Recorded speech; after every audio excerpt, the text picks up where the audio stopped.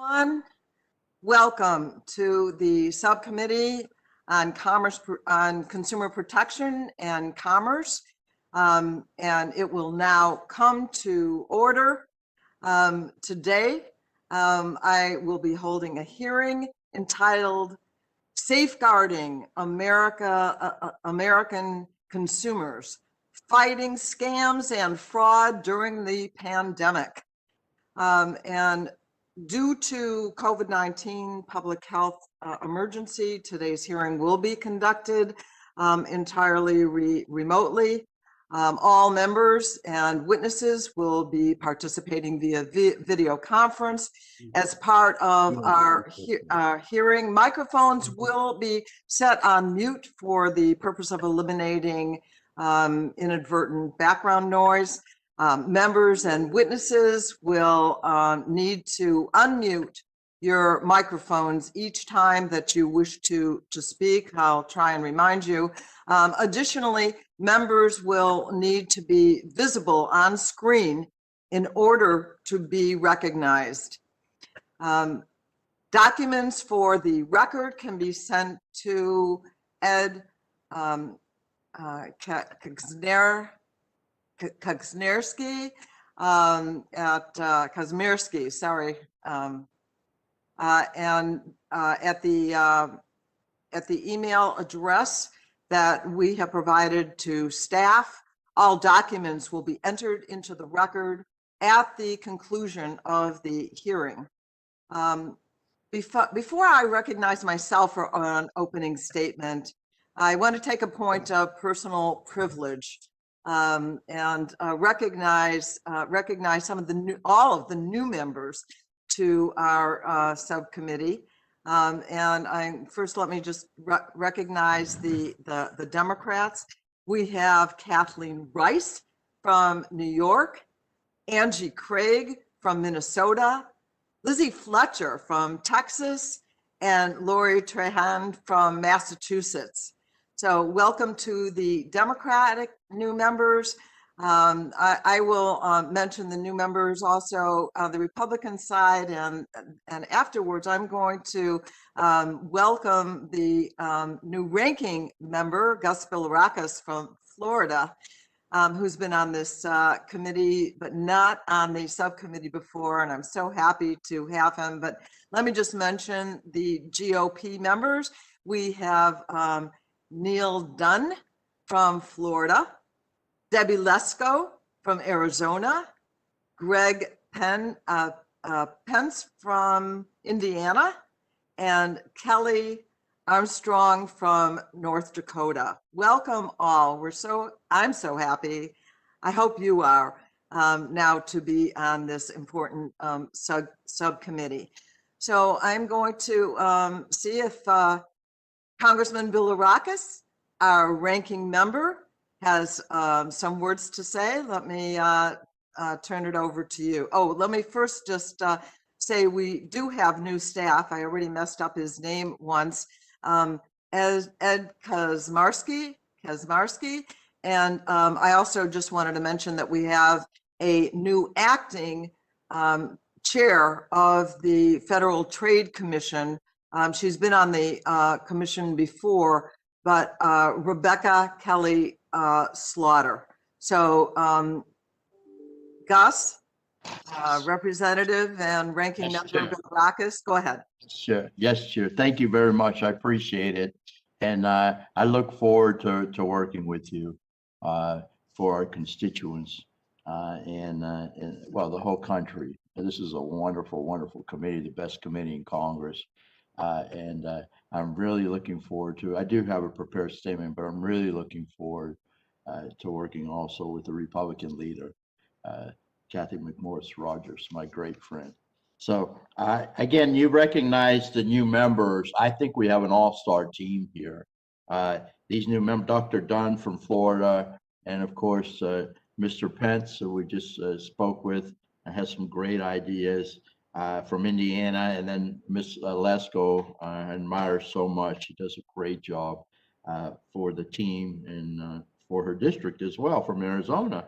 And then Mr. Armstrong from North Dakota. So, and again, all the new members on the Democrat side as well. We're going to work and get things done for the American people. So with that, I'll yield back, Madam Chair.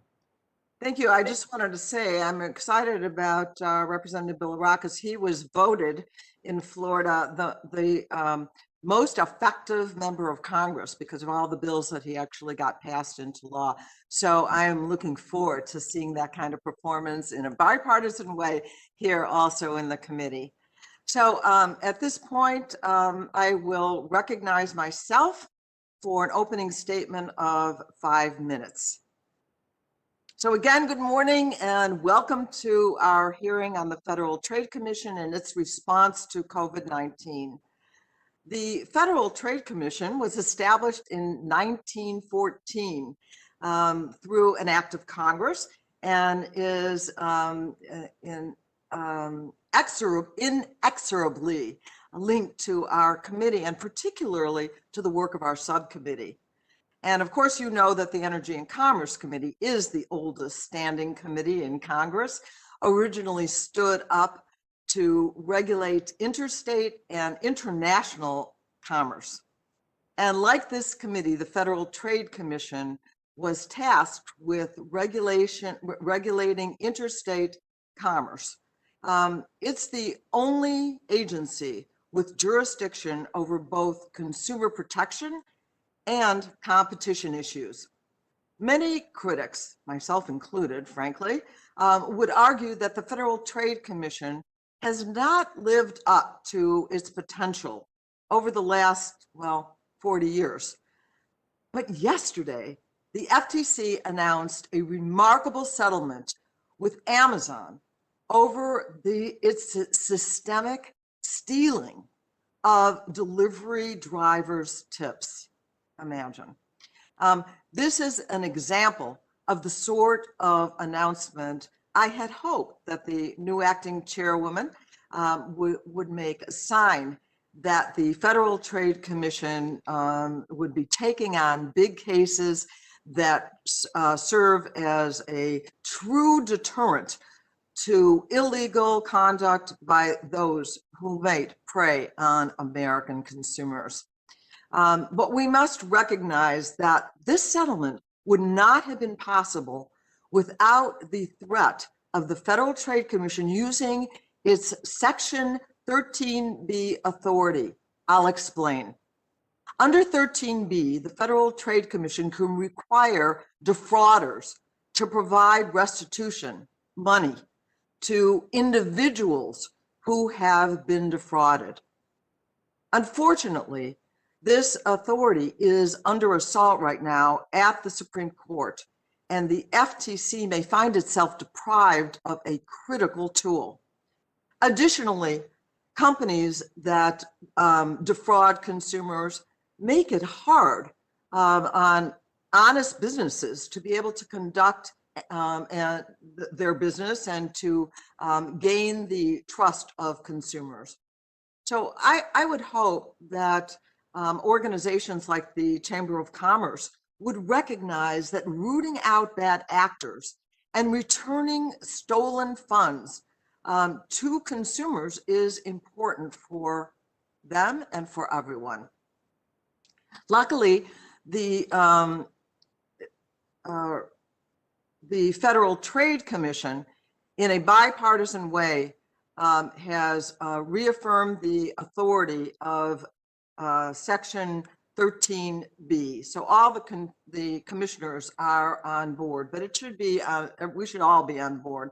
Specifically, the specific to COVID-19, the Federal Trade Commission has been very aggressive in investigating fraud that originates online.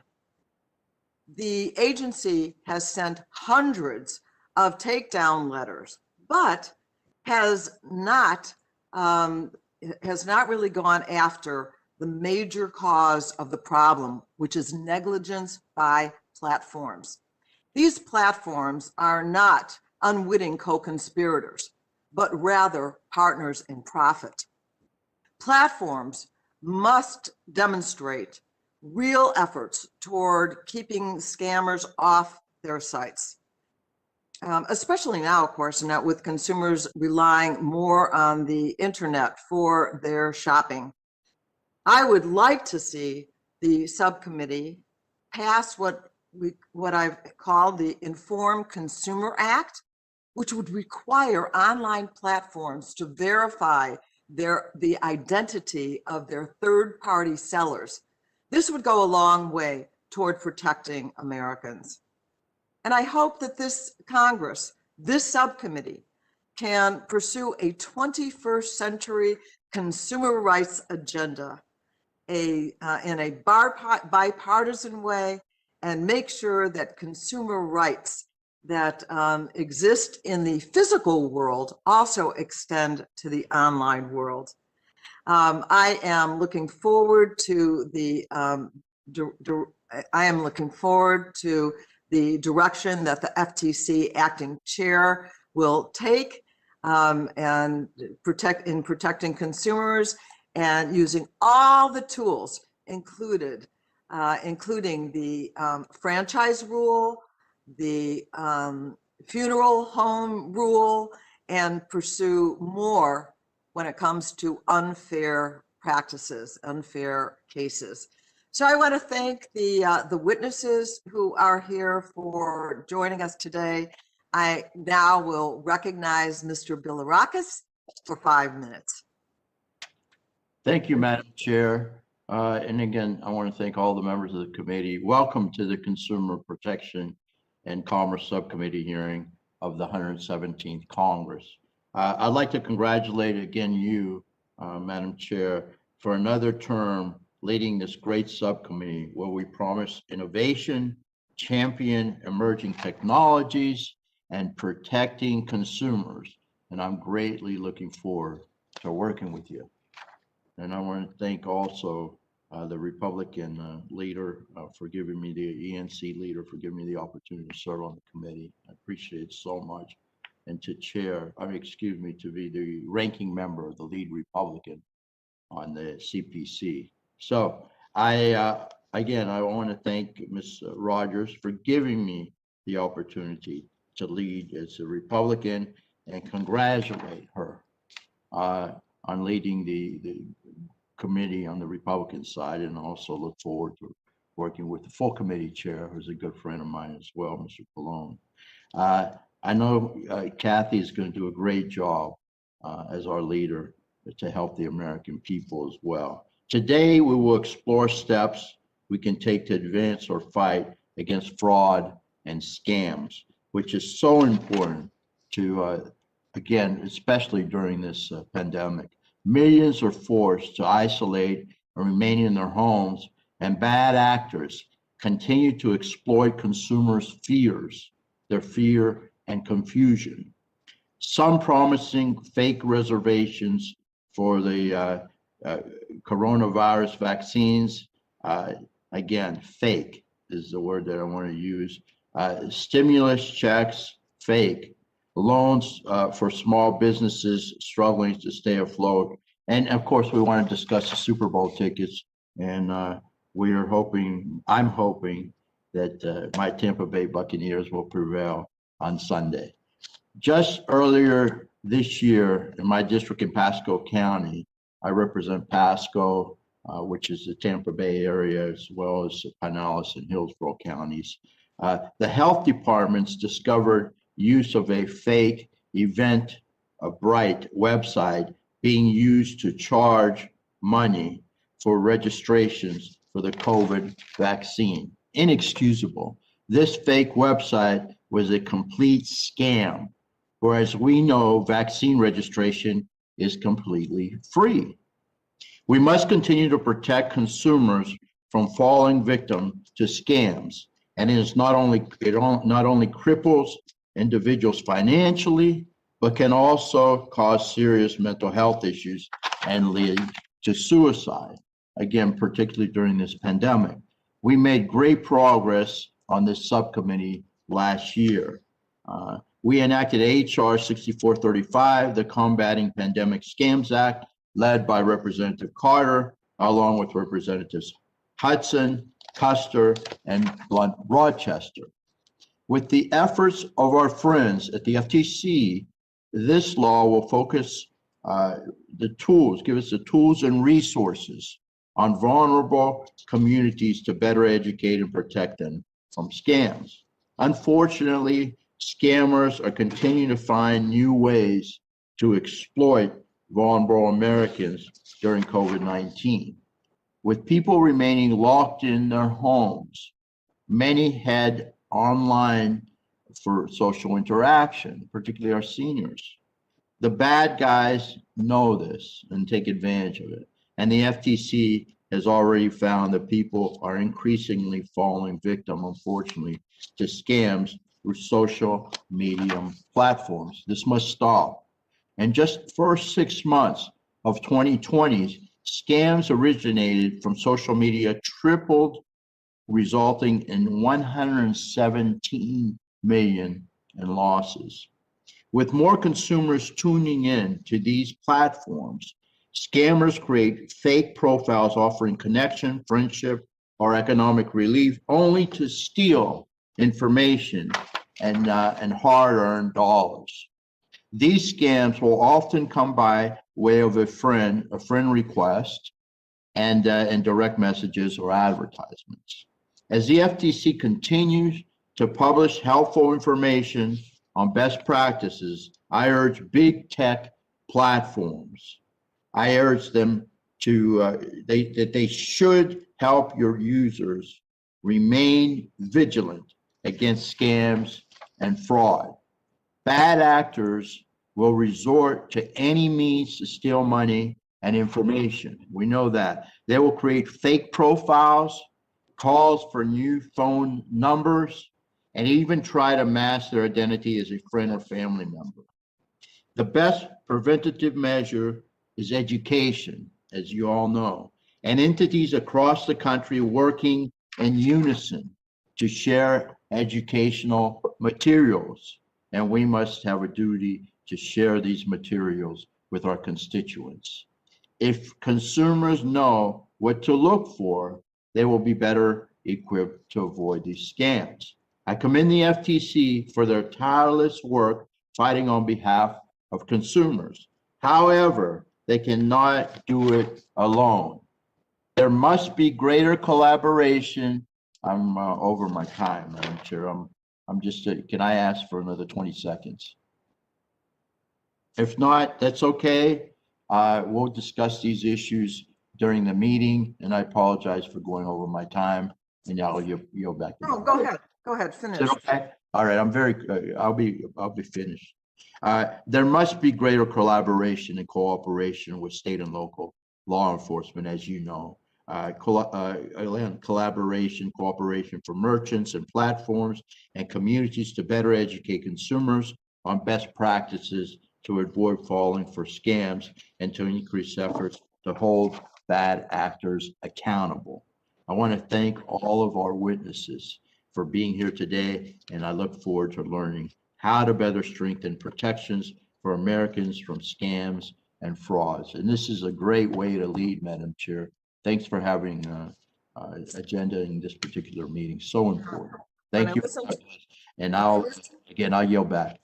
When I listen to you, I can see that we're really on the same page on so many things. And now the gentleman yielded back, and I now recognize the chairman of the full committee, Mr. Pallone, for 5 minutes. Thank you, Chairwoman Schakowsky, and it's good to see our new ranking member, Gus Bilirakis, as well. Good to see you both. I wanted to, let me just say, my concern, of course, we have a situation now where we have safe and effective vaccines, and we're trying to push them out. But while these vaccines provide real hope, there's new variants of the coronavirus, that are now spreading, that are highly transmissible. And for consumers, these new strains are causing a renewed panic. I'm sure you're hearing about this from your constituents. And another scramble for personal protective equipment, intense demand for vaccine appointments.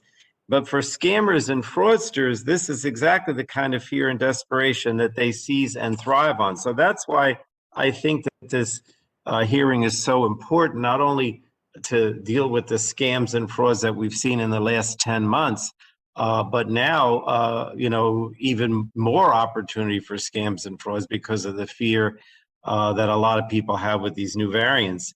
And overall, the pandemic has just upended American life, pushing so many aspects of consumer lives to the online realm. And you get all these fly-by-night businesses. They're just a click away, and fraudsters that can assume different identities. And there's con artists that really pose threats to consumers' health, safety, and financial well-being. And these sellers, these unscrupulous sellers on the internet are sophisticated. They flood fees to drive traffic to their suspect goods. They include counterfeit and substandard personal protective equipment, sham testing kits, bogus cures. But the products they're selling can endanger the health, and their online stores may just be a front to scam consumers. And the number of reports about scams originating on social media has more than tripled in the past year. And these scams, Madam Chair, have been particularly harmful to older Americans and senior citizens. I know you've been involved with the senior task force for so many years, Jan. And this isolation, a lot of these people are isolated now, these seniors, and that's left them particularly vulnerable to fraudsters. For example, online puppy scams and romance scams have risen precipitously during the pandemic. And some of the worst fraudsters are the identity thieves stealing stimulus checks and unemployment benefits from those already struggling to pay their bills. To make matters worse, these people are often targeted for fake employment scams, deceptive income schemes, and unwise investment solicitations. So I wanted to applaud both the chairwoman and Congressman Bouchon for their bipartisan work in giving the Federal Trade Commission new authority to seek civil penalties for COVID-19 scams. That was in the 2021 Omnibus End of the Year package. And that provision empowers the FTC to dole out real consequences to bad actors. They've reported losing more than 300 million, consumers have lost more than 300 million in just pandemic-related fraud. Now, one of the concerns I have, though, is that the FTC's ability to make victims whole is under threat in the Supreme Court. And that's why it's critical that the FCC step up its efforts to protect consumers. I know that Tony Cardenas has a bill to deal with this power of restitution that we feel is under threat, and he's going to talk about that.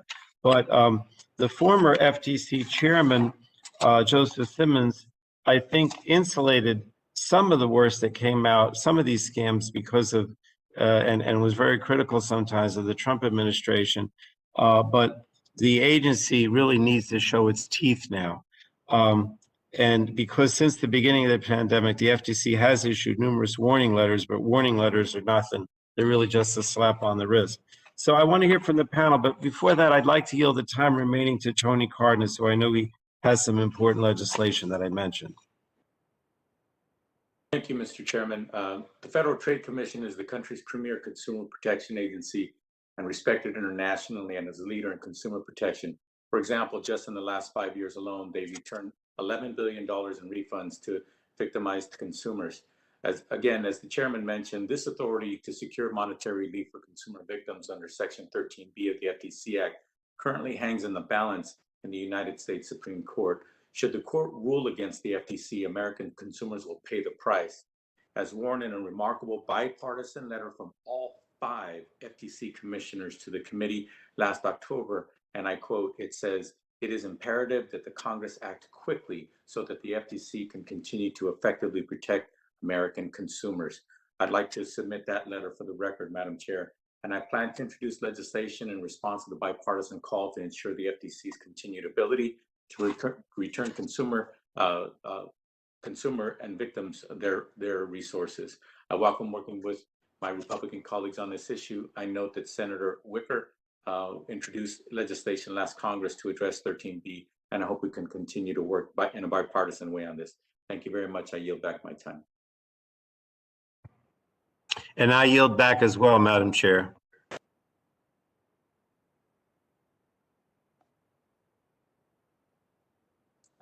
Oh, there we go. That will be submitted in the record at the end of the hearing today.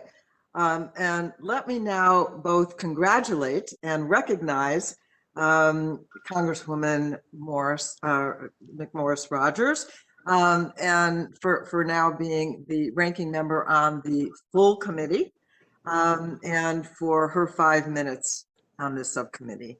You are recognized. Thank you very much, Madam Chair. A big welcome to everyone to the first Consumer Protection and Commerce Subcommittee of the 117th Congress. Last Congress, I had the pleasure of working very closely with the Chair Jan Schakowsky, as I was the subcommittee Republican leader, and I'm very proud that we were able to accomplish some significant bipartisan priorities.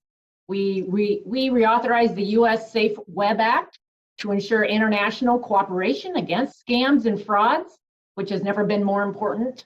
We also got the American Compete Act signed into law, and I really appreciate the help and Chairman Pallone's help in getting this included in the end-of-year package. This bill will play an important role in widely deploying emerging technologies, many of which are also being used right now to respond to the pandemic. We also made great bipartisan strides on privacy protections, and I hope that we can build on the bipartisan, bicameral achievements from the end of last year and get a federal privacy law signed this year as soon as possible. I also want to congratulate my friend from Florida, Gus Bilirakis, for taking on the leadership of this subcommittee for the Republicans. I have every confidence he's going to do a great job. He's someone that digs in and really does the hard work of legislating to get results. And I'm excited about what we will be able to accomplish for the American people and how we will be able to help win the future. These have been some difficult times, unprecedented times. Millions of citizens remain trapped inside their homes with little social interaction.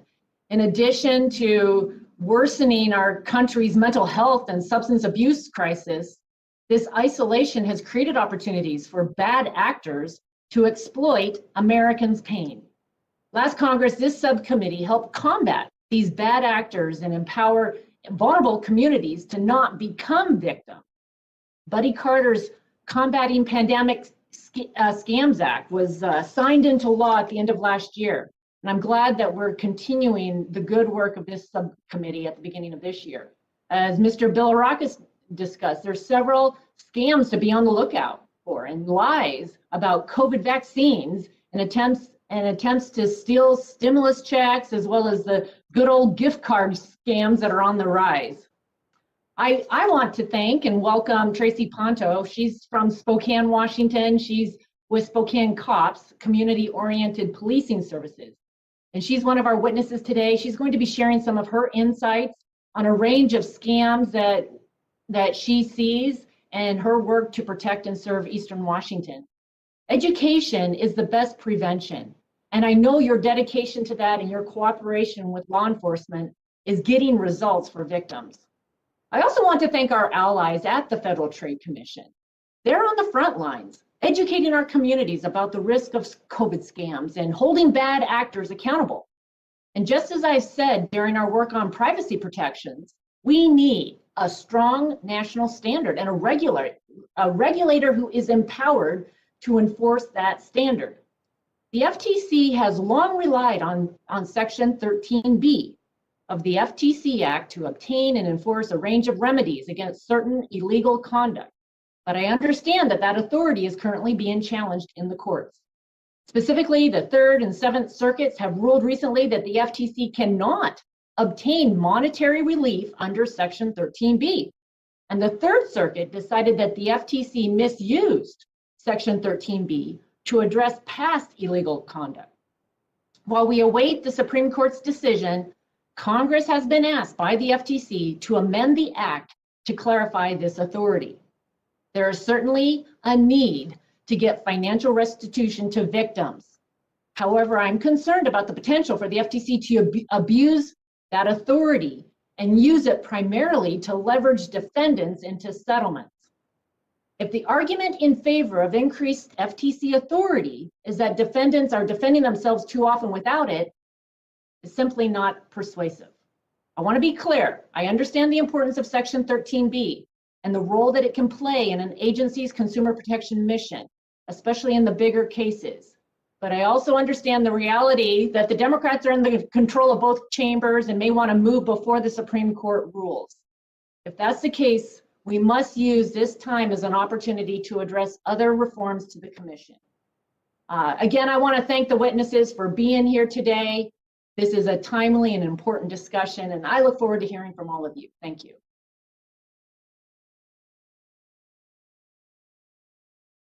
Introduce our witnesses for today's hearing. There's Bonnie Patton, the Executive Director of truthinadvertising.org. The Honorable William E. Let me say it right, Kovacic, who is global, let me get this right, okay? Global Competition Professor of Law and Policy, Professor of Law and Director of Competition Law Center at Georgetown University Law School. We have Tracy Ponto, Tracy Canto from Spokane, Cops, Crime Victims Advocate. You heard our ranking member of our full committee talk about her, from Spokane Community Oriented Policing Services, and Jessica Rich, Director, Distinguished Fellow at the, I think maybe I could use my glasses here. Let's see. No, not as good. Jessica Rich, I passed her? No, Jessica, Distinguished Fellow at the Institute of Technology Law and Policy at Georgetown Law. Those are our witnesses, and we want to thank our witnesses for joining us today. We look forward to your testimony. And so let's begin with Ms. Patton. You are recognized now for 5 minutes. Thank you. Chairman Schakowsky, Ranking Member Bilirakis, and members of the subcommittee. On behalf of Truth in Advertising, TINA.org, I'm pleased to appear before you to highlight fraudulent and deceptive marketing schemes that have arisen during this unprecedented crisis, and to sound the alarm that the worst may be yet to come if the FTC cannot claw back ill-gotten gains from wrongdoers under Section 13B of the FTC Act. My organization, TINA.org, is a nonpartisan, nonprofit consumer advocacy organization whose mission is to combat deceptive advertising and consumer fraud. We work with businesses and government agencies on behalf of consumers to effectively prevent and stop deception in our economy. There can be no doubt that the ongoing pandemic has exacerbated the ever-present dangers of deceptive and unfair acts and practices in the marketplace. TINA.org has heard from countless consumers, senior citizens, military veterans, and struggling parents whose experiences illustrate the fact that deceptive marketing is putting the health, financial well-being, and safety of our most susceptible populations at risk. The list of deceptively marketed products and services exploiting this pandemic is extensive.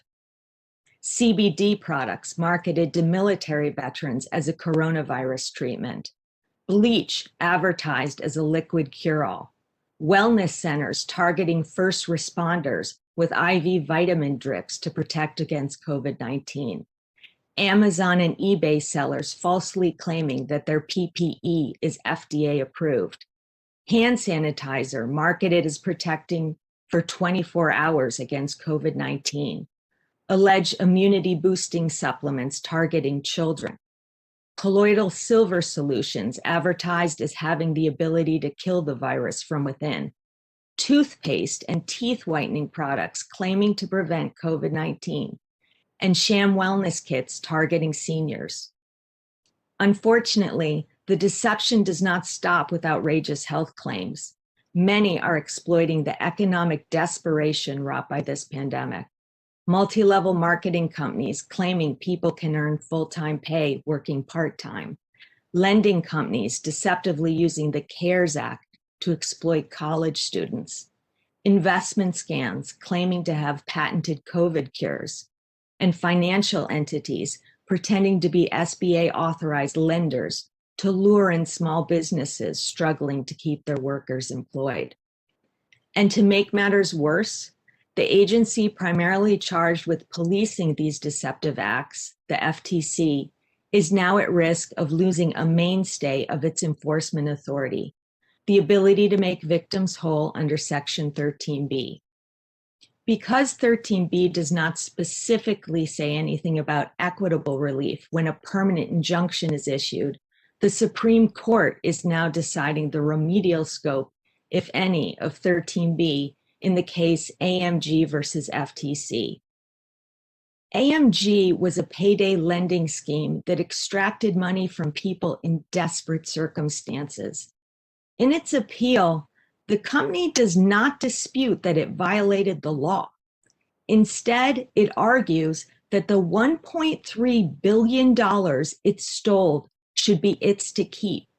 AMG asserts that it was never Congress's intention for the FTC to return money to victims of fraud under 13B.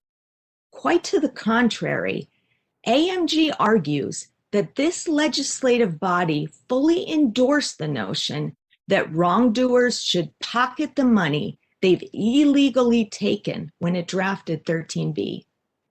If the Supreme Court rules in AMG's favor, and this Congress does not act to empower the FTC to seek restitution under 13B, then the deceptive practices I have enumerated will only multiply. Allowing wrongdoers an absolute right to retain funds under 13B will make consumers and our economy more vulnerable to harm, especially during these unprecedented times. Thank you, and I look forward to answering your questions.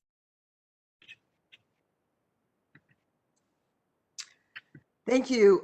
Thank you for your testimony. And next, we will hear, and thank you so very much for that really compelling testimony. And now let me call on Ms. Ponto. You are recognized now for 5 minutes. Thank you.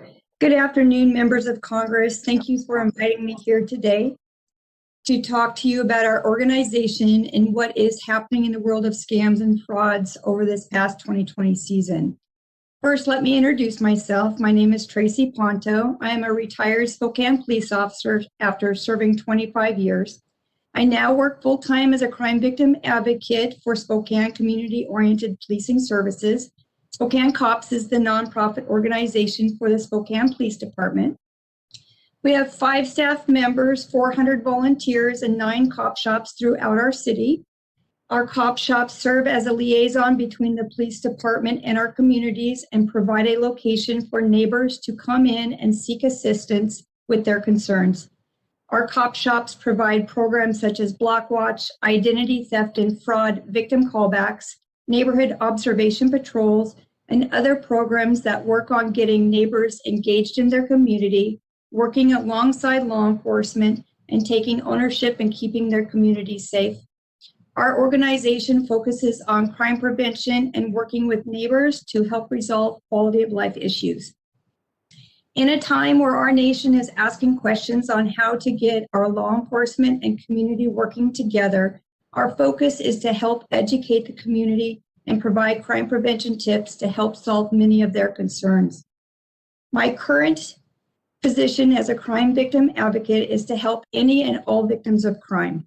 Law enforcement is able to go after the criminals, but who takes care of those that are victimized?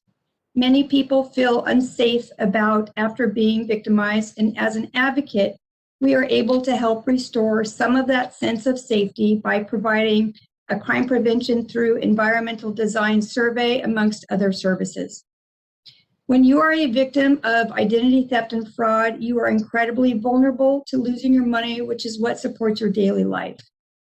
Our advocates' primary goals are to respond to the emotional, psychological, and physical needs of crime victims. We assist victims in stabilizing their lives after victimization and help them understand and participate in the criminal justice system. Our goal is to restore a measure of security and safety for them. In 2020, many victims found themselves losing their employment or working from home.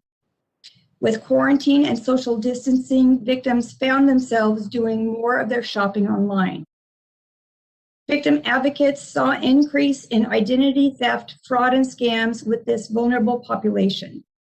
Phishing scams targeted victims by claiming they were trying to process Amazon returns and needed more personal information. Microsoft scams targeted victims using threats of subscription expiring, which would disrupt people trying to work online from home. Unemployment fraud, where databases were hacked, personal information stolen, and fraudulent unemployment claims surfaced. This alone affected thousands of people dependent on supplementing their lost wages. This also created concern from victims that were still employed, yet had claims opened under their names. Now, as we prepare for tax season, we have seen an increase from victims who are receiving paperwork showing unemployment income they were not aware of. With the pandemic, victims that are already feeling isolated and lonely are more vulnerable to phone calls and social media messages that lead to scams. Victims that have been targeted by scammers and have lost money are often too ashamed to tell family members and now have an increased anxiety and fall into despair. Victims do not know where to turn, and the magnitude of these crimes are overwhelming and creating more mental health related issues. COVID set a perfect storm by creating isolation and depression that put people at a higher risk for scams and allowed scammers many different opportunities to prey on this vulnerable audience. As a crime victim advocate, our goal is to provide assistance to our clients and walk them through a step-by-step process of reporting the fraud, gathering evidence to provide their financial institutions and protect them from further identity theft and fraud type crimes. Thank you for your time today.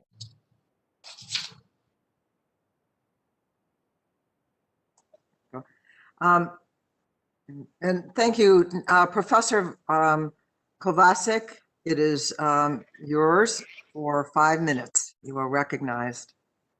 Thank you, Madam Chair. Thank you, Ranking Member and members of the committee. I'm very grateful for having the opportunity to participate in these proceedings.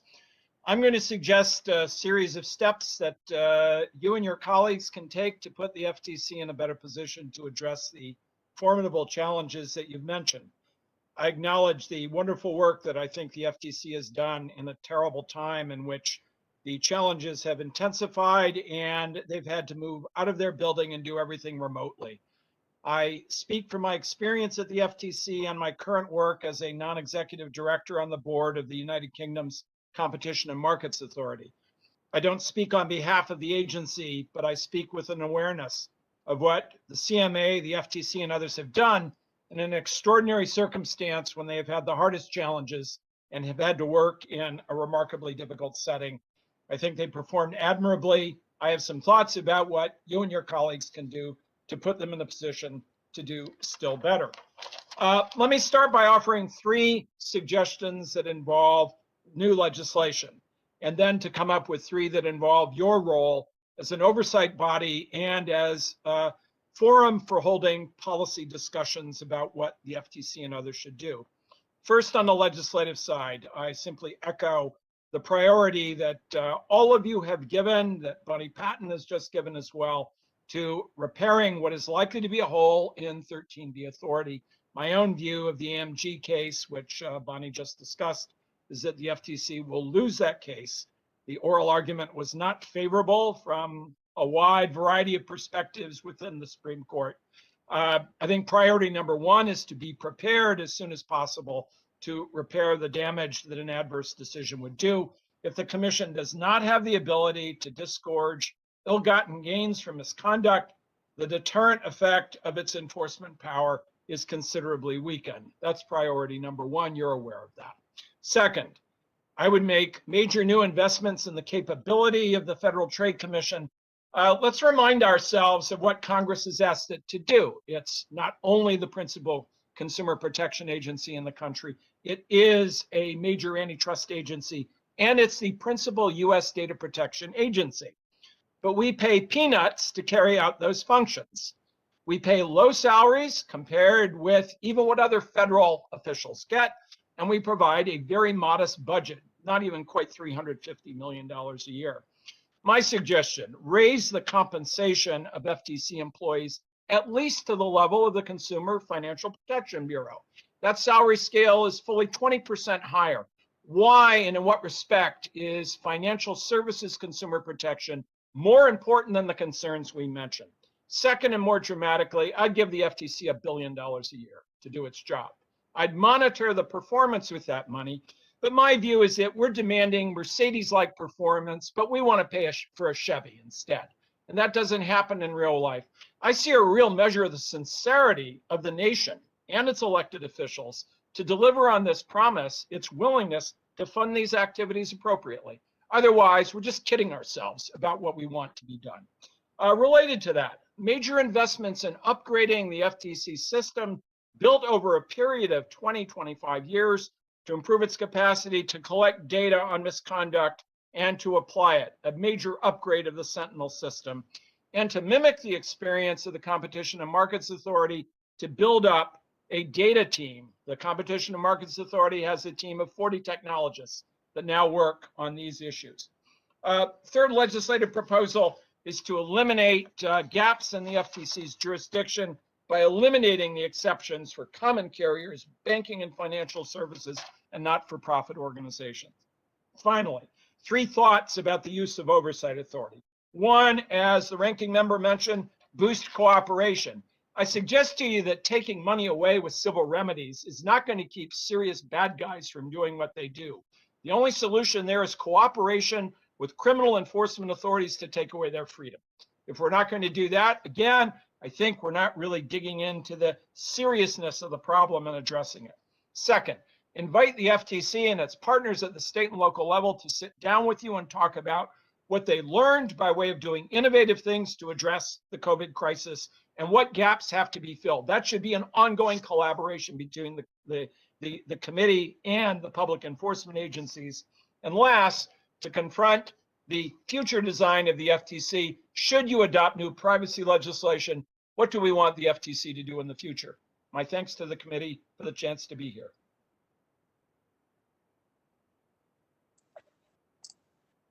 Thank you so much for your testimony. And last but not least, Ms. Rich, you are recognized for 5 minutes for your testimony.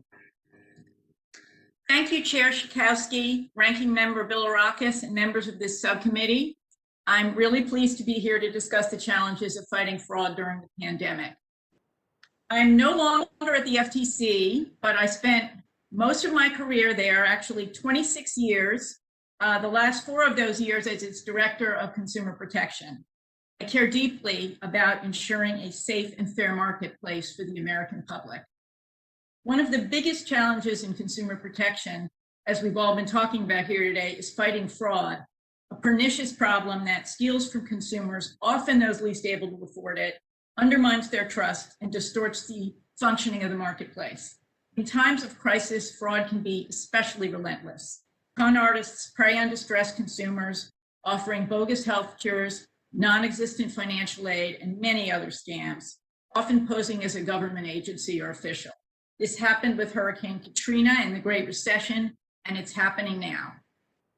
Over the past year, the FTC has received many consumer complaints related to COVID-19 and has responded with consumer alerts, warning letters to scammers, and law enforcement. As of December, thanks to the leadership of this committee, the FTC can now impose fines on the scam's perpetrators. However, the FTC is facing serious challenges in its broader fight against fraud, which is the focus of my testimony today. In my written testimony, I flagged 4 issues. First is the FTC's authority to obtain restitution under 13B of the FTC Act. As everybody has discussed extensively today, it is under risk. For over 40 years, the FTC has used Section 13B to return many billions of dollars to consumers and small businesses victimized by fraud and deception. Until recently, every circuit court to consider the issue held that the FTC could do so. Notably, 13B is the only provision in the law that has enabled the FTC to seek in the same action both an injunction against FTC Act violations and restitution for consumers. The adverse rulings in the circuit courts have already undermined the FTC's ability to obtain restitution in those circuits. An adverse ruling in the Supreme Court would be devastating. Section 13B is simply the most efficient and effective tool that the FTC has to stop illegal conduct, prevent defendants from profiting from it, and return money to consumers. Without it, the FTC has to engage in either a cumbersome two-step process with two separate back-to-back lawsuits, or limit restitution to those situations where it's enforcing a rule, which is a subset of cases. These options will severely hinder the FTC's ability to get money back to consumers. And I hope that Congress will restore the authority to do that the FTC has been using for over 40 years. The second issue I flagged is the ability of the FTC and others to hold accountable the entities that enable frauds to thrive, including the platforms through which scammers disseminate fraudulent information. At the FTC and elsewhere, defendants of all types argue they're immune from liability under Section 230, often forcing protracted litigation to resolve the issue. Although 230 reform is complex and beyond the scope of this hearing, there may be other measures like last year's Informed Consumers Act that could create much needed accountability short of wholesale 230 reform. Third, fraud can have a disproportionate impact on certain communities, such as seniors, veterans, African Americans, and Latinos. During my tenure at the FTC, we created an ambitious outreach and research initiative called Every Community, the goal of which was to ensure that the FTC was reaching and protecting the diverse communities victimized by fraud. The FTC should scale up this program again now, including by collecting more data with appropriate safeguards to enable a broader examination of whether the FTC is reaching different communities. Also, it should consider hiring experts on racial equity and representation to assist with this effort. Finally, the FTC needs stronger authority to protect consumers' privacy, including the ability to seek penalties for first-time violations. One lesson of the pandemic was that Americans refused to use contract tracing apps, which could have been helpful to track the disease, largely due to concerns that the data wouldn't be protected from misuse. This subcommittee has shown very strong support for privacy legislation in the past, and I hope that will continue. Thank you again for allowing me to be here today. Well, thank you so much. The gentleman yields back, and let me now we have concluded the witness opening statements. At this time, we'll move to member questions. Each member will have 5 minutes to ask a question and get an answer of our witnesses. And I will start by recognizing myself for 5 minutes. So we certainly have talked a lot about 13B and the importance of that. I want to thank Representative Cardenas for your leadership on this, on addressing this issue. And I want to say that I hope that every single member of this subcommittee can agree that scammers should not get to keep the money that they stole from consumers, which is essentially what would happen if we were to get rid of 13B. So Ms. Patton, I noticed that you filed an amicus brief urging the Supreme Court to uphold the FTC's ability to seek restitution. And as you may know, the Attorney General from the state of Illinois, Attorney General Kwame Raoul, has a bipartisan coalition now of 30 state attorneys general, who are also filing an amicus brief in support. I wondered if there's anything, I know you spoke about it, but if there's anything else that you want to say that we should know and care about when it comes to protecting this very important tool. Yes, thank you, Chair. The amici brief from the states in the District of Columbia made clear that states absolutely need the FTC to have 13B authority. States do not have nationwide jurisdiction over these scams. They can't go into foreign countries easily. So if the FTC cannot claw back ill-gotten gains through 13B, then the states will be required to shift resources over to trying to make victims whole. One of the things that I thought was so telling in the amici brief was that they said between 2016 and 2019, the FTC returned more than $10 billion to 9 million consumers in all 50 states, the District of Columbia, in Puerto Rico. And then if the FTC loses 13B, you can be guaranteed that consumers in every single state will be faced with more deceptive acts and practices. Thank you. I wanted to ask Ms. Rich, Mr. Kovar, I'm sorry, Kovacic. Here's a really important question.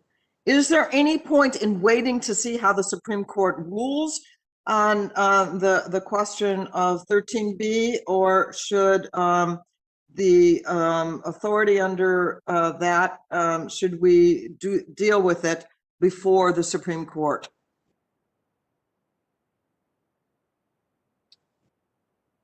Mr. Kovacic? Was I on mute? My own intuition would be to wait until the decision comes up. There's the possibility that the court will say, contrary to my prediction, the FTC is doing a great job. That's just what Congress wanted, full speed ahead. I'd be faintly concerned that if there were a measure introduced and adopted before that, the argument could be made, or the impression given, that, oh my God, Congress didn't think that that the Commission has the authority, so it's got to put in a supporting mechanism right now. I guess my inclination would be, but you understand the legislative process better than I do, how long it takes and how it goes. My inclination would be to drop that bill as fast as possible, or even now to be ready if there's an adverse decision. But I hope I'm wrong. Maybe the Supreme Court says, God bless the FTC, full speed ahead. So let me ask Ms. Rich or anyone else who wants to weigh in on this. Go ahead. I would love to just state a contrary view, which is that, as I understand it, the FTC already cannot pursue restitution under 13B in 2 circuits, and in other circuits now defendants are saying, dragging their feet, delaying, saying you don't have the authority, and these are defendants that have wrongly taken money from consumers. And so the FTC is limited now, and I would encourage Congress to take action now, because it's already a problem. And I too have been following the arguments in the Supreme Court, and I'm not optimistic, but regardless, it's already a problem. So although I'm out of time, I just want to ask Ms. Patton, yes or no, should we move now or wait for the Supreme Court? I think you should absolutely move now to protect 320 U.S. consumers and honest and fair businesses. They deserve that protection now. Thank you. Well, this is a very important decision for us to consider as a subcommittee and as a full committee. So we'll get to it. And now I will recognize the ranking member of the committee, Mr. Bilirakis, for 5 minutes for questions. Thank you, Chair. Thank you very much, Chair. I appreciate it. I thank the panel for their testimony today. Very informative. Recently, constituents in my district have been targeted by scammers promising COVID-19 vaccinations. I mentioned that in my opening comments.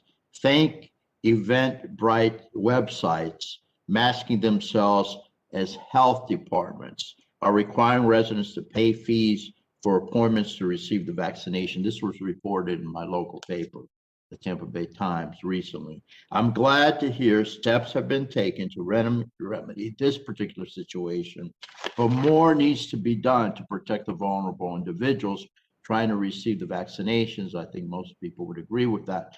Ms. Ponto, how can we better educate individuals on vaccination scams? And then should local health departments around the country work with community organizers and law enforcement agencies? If yes, what should they collaborate on? I know you mentioned this. I believe you mentioned that you touched on this. Can you elaborate a little more? Thank you. We have not actually seen a lot of scams in regards to vaccinations and PPEs and other things in our community. Because we're so well based and have our shops, we actually filter a lot of what's happening out there into our shops and thus into our COPS program. We do have a health district that is down around our police station, and they are pretty good at educating folks about what is going on and staying up on that population. What I am concerned about is definitely our elderly who are sitting at home and isolated and scared and might be more susceptible to that social media or those phone calls and fall prey to this. Education, again, is the way to go. And for us, it's getting it out there, making our phone calls to our community members. Our neighborhood councils are also very successful of getting out the information, and then getting our city council involved as well, just to get it out. And that's on our level citywide. Thank What you. about working with law enforcement? Do you recommend that as well? I always recommend working with law enforcement, and law enforcement is my background, so any way that we can pull them in and work with them and not have them do our work for us is a win-win in my books. So what does that look like? Not exactly sure, but we are community-oriented policing, and so we kind of are setting in the nation. We have other cities that come to see our programs and why it works so well for our city. Volunteers and the community is where it's at, and we get to work alongside with our law enforcement. Very good. Thank you. Thank you. Ms. Rich, in your testimony, you mentioned the findings of every community, quote unquote. An FTC program you worked on, which highlighted that the underserved communities impacted by scams are not reporting them as often as they should. Can you explain why it is important that every scam should be reported? And then I have a question for Ms. Ponto.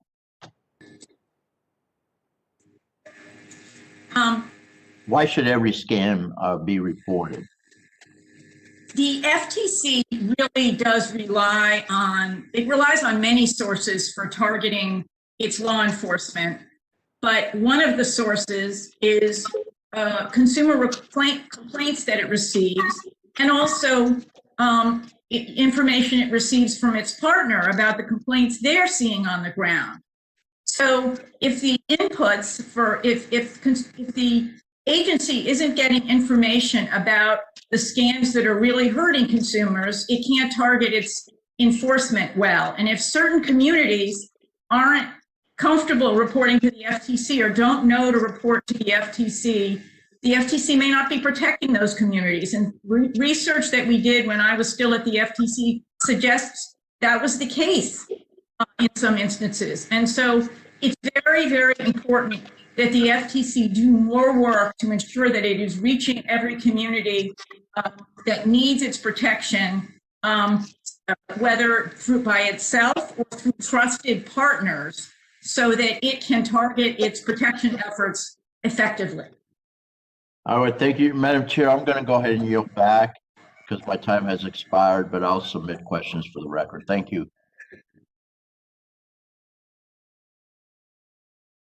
I now recognize the chair of the full committee, Mr. Pallone, for 5 minutes. Thank you, Chairwoman Schakowsky.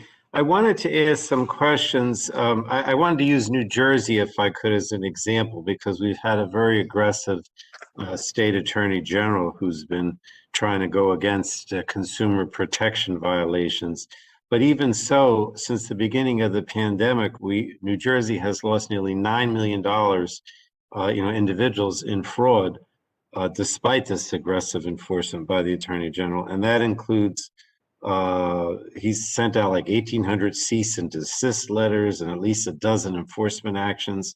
And of course, I'm proud of the fact that we did a bipartisan initiative in the end of the year package to include, this provision that gives the FTC new authority to seek civil penalties for scams and deceptive practices related to COVID.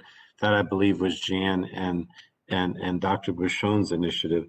And the FTC has issued more than 500 warning letters to sellers of unapproved or misbranded products related to COVID. So let me just ask quickly, because there's not a lot of time, obviously. Ms. Patton, are warning letters enough to protect consumers from fraud and scams? Unfortunately not. I think the one common theme with every scam we are going to talk about today is that they are perpetrated for financial gain. And unless the money is taken out of the pockets of wrongdoers, it will always be in their interest to continue. So a warning letter, regardless of where it comes from, is just not going to deter criminals. Well, thank you. So let me ask Ms. Rich, how could the FTC use the new authority from the COVID-19 Consumer Protection Act to fight fraud and scams more effectively, if you could, quickly? And I hate to say quickly, but. The new law covers a huge amount of scams. It's very broad as to COVID scams. And so if a company engages in any of that activity, the FTC can pursue civil penalties. So just as Ms. Patton just said, it is very important for deterrence to make it painful for fraudsters to rip off consumers. And so the civil penalty authority All right. is very. Well, let me ask this. I mentioned today about the Supreme Court and the threat to the FTC's 13B authority, restitution, and Tony has a bill to deal with that. But now that the FTC has this authority to fine companies who've committed fraud and scams related to the pandemic under this new law, why is it still important to ensure that the FTC's 13B authority is preserved? Why is that still important, Mr. Rich? COVID scams are terrible, but they're one of many frauds that the FTC has to fight all year long, in out of a pandemic. So in many of those cases, the FTC doesn't have civil penalty authority, and its redress authority is under threat. So it's a much broader problem that goes beyond the COVID scams that are occurring here. And so it still needs to be fixed. All right.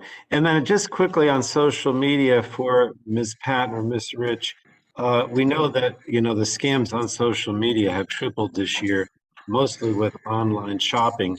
And earlier this week, Jan, myself, Anna Eshu, Mike Doyle sent a letter to Facebook, Twitter, and Google regarding their handling of COVID vaccine misinformation and how it's escalated on their platforms. And obviously, I'm concerned about that. So, Ms. Patton, can you talk more about why it's so easy for consumers to be duped by ads they see on social media? And then I could ask both of you, what are some things the FTC could be doing to help prevent those types of social media scams in the time left? I'll start with Ms. Patton. Thank you. Social media is incredibly effective at persuading consumers to believe what they're seeing because they're following people they believe in or they want to emulate. So it's one of the most effective tools scammers have to be able to get to consumers because there's honest and trustworthy belief by consumers. So what do you suggest between you and Ms. Rich about the things that FTC could do to help prevent these scams on social media? Just briefly, if you could. I'll defer to Rich. Well, obviously the FTC should keep doing warning letters and take action wherever possible using its new authority. But there's a huge role for education here and for the FTC working with the groups that consumers trust to get the word out. People trust information that comes from their community groups, their church, et cetera, their local groups. So the FTC really has to be aggressive about education. I don't know whether the FTC is amplifying its own messages on social media. If not, it should be doing that. And of course, the FTC should be pressing the platform strongly to take their own action. But as you know, 230 is a problem in terms of the FTC actually taking action against the platforms. Thank you. Thank you, Jan. Thank you. And now I recognize the ranking member of the full committee, Ms. Rodgers, for 5 minutes. Thank you, Madam Chair. And before I move to questioning, I just want to emphasize the importance of Section 13B and the role that it plays and has played and will continue to play in the FTC's consumer protection mission, and especially with the bigger cases. I think we also need to recognize as these cases are moving up to the Supreme Court and we are anticipating a decision, as we move forward, due process is a fundamental principle for the protection of Americans' legal rights, and it must be central to any changes to existing law. If we're to tackle 13B authorities, we should also take a holistic view, I believe, of FTC's authorities and consider other amendments.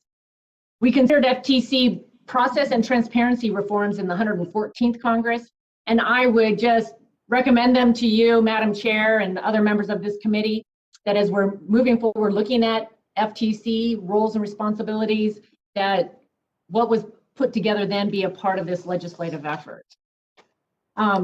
With that, I'd like to start with Ms. Ponto from Spokane, Washington, and just thank you for your excellent testimony today. I thought it was really helpful to be able to hear from somebody who's on the front lines, really trying to help so many in our community that are being impacted by various scams.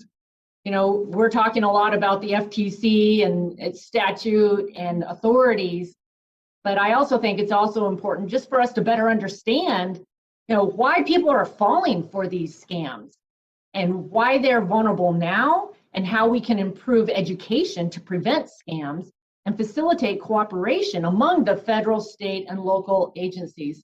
So in that vein, Ms. Ponto, I just wanted you to speak to the type of scams that you're seeing for the most part, whether they're directly tied to COVID or if other things are also on your radar screen, perhaps a cure scam or a treatment scam, or are consumers just more vulnerable in general because they're shut in and are more likely to be tricked by scammers calling their home phone during COVID? Thank you. Absolutely. With the isolation and people being locked up and quarantined, that's the number one complaint that I'm seeing coming through our office, is that they're lonely. And these scammers are targeting folks. I had an elderly lady who bought an iPad, and somehow she got a scammer telling her that he sees 29 hacks on her iPad. And, you know, she's in her 70s and she's thinking, okay, this gentleman's nice, sounds nice. He's going to help me fix this. Broken English, accent, you know, but she didn't see those flags.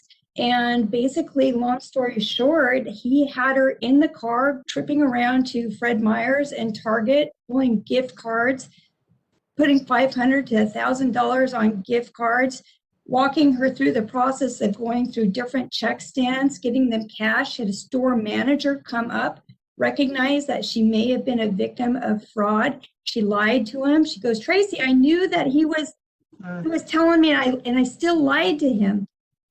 This scammer stayed on the phone with her while she did all of this, while she drove to the stores, picked up the gift cards, went through the different check stands, went back out to her car, scratched off the numbers and read the numbers to him. He called her 12 times a day when she wouldn't pick up the phone. He claimed that he got control of her Nest camera and was able to look into the house because he was concerned for her. And so when you're talking about these kinds of things, whether some of this happened or not, it absolutely is scary. The way that it came about was that her daughter was flying up here for the holidays and the credit card was declined. As soon as she saw, and mom didn't tell her daughter because she was embarrassed. These are stories that we're seeing over and over and over again. The newest thing now with Washington State auditors, with this big, massive breach that is just coming about, worries me that I'm going to have tons of victims in my office that were victims with the Employment Security Department breach we saw this spring. So we need help.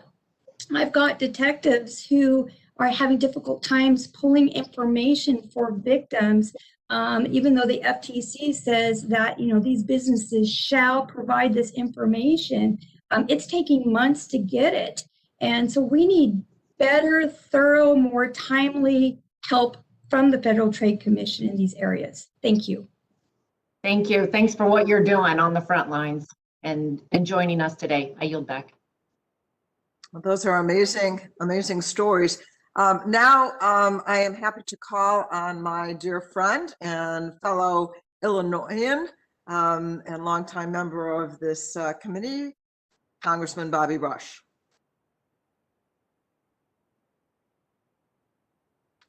Bob, can you unmute?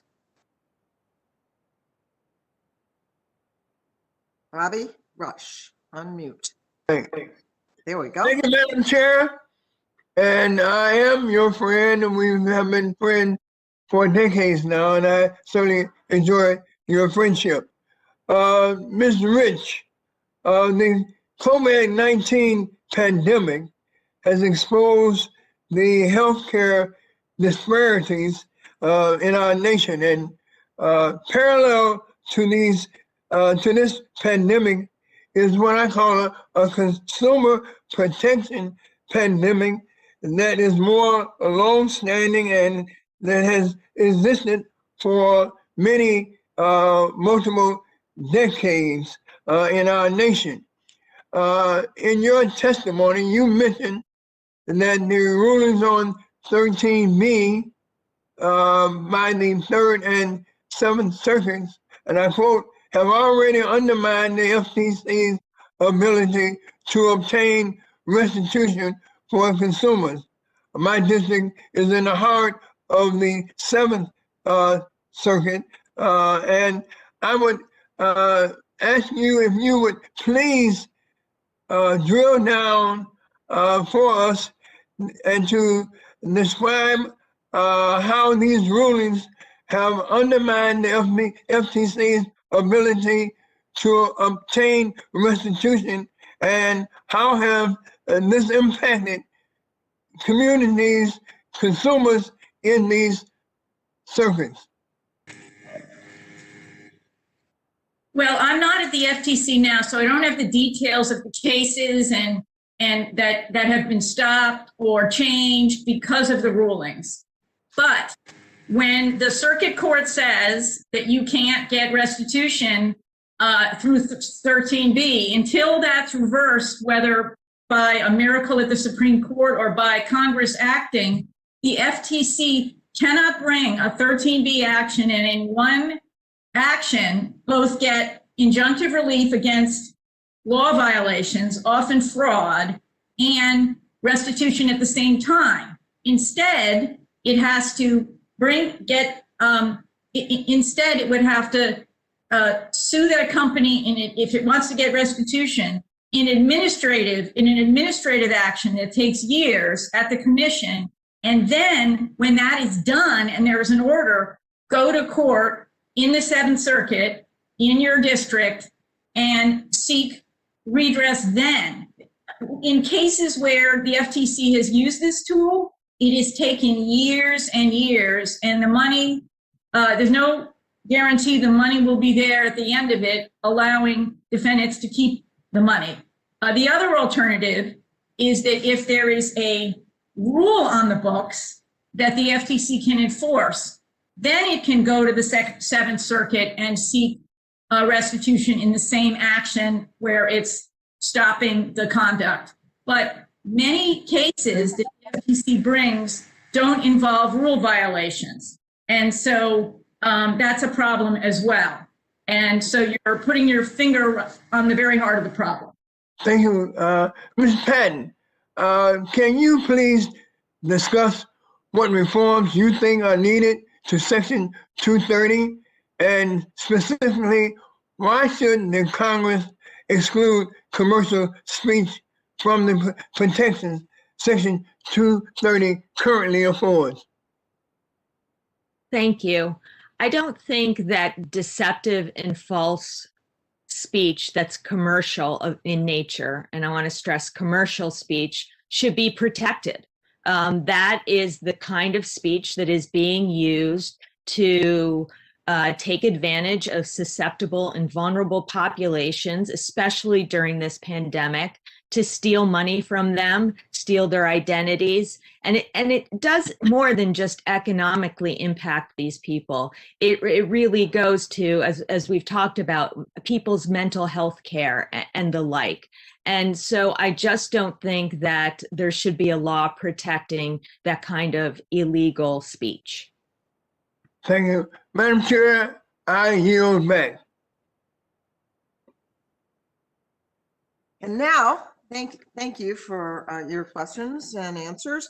And let me now call on everybody's friend and a one-time chairman of this committee, Congressman Upton, for 5 minutes.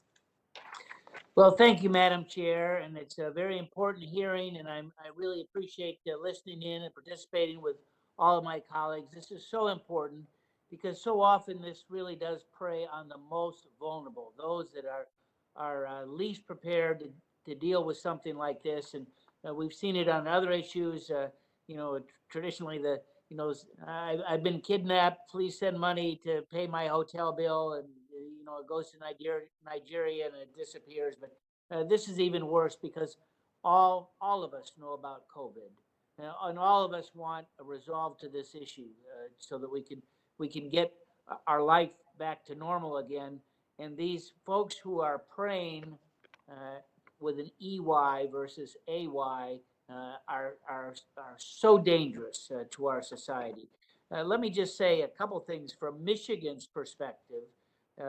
We know that there have been already contacting our offices, our state offices, more than almost 4,600 cases of fraud have already been identified.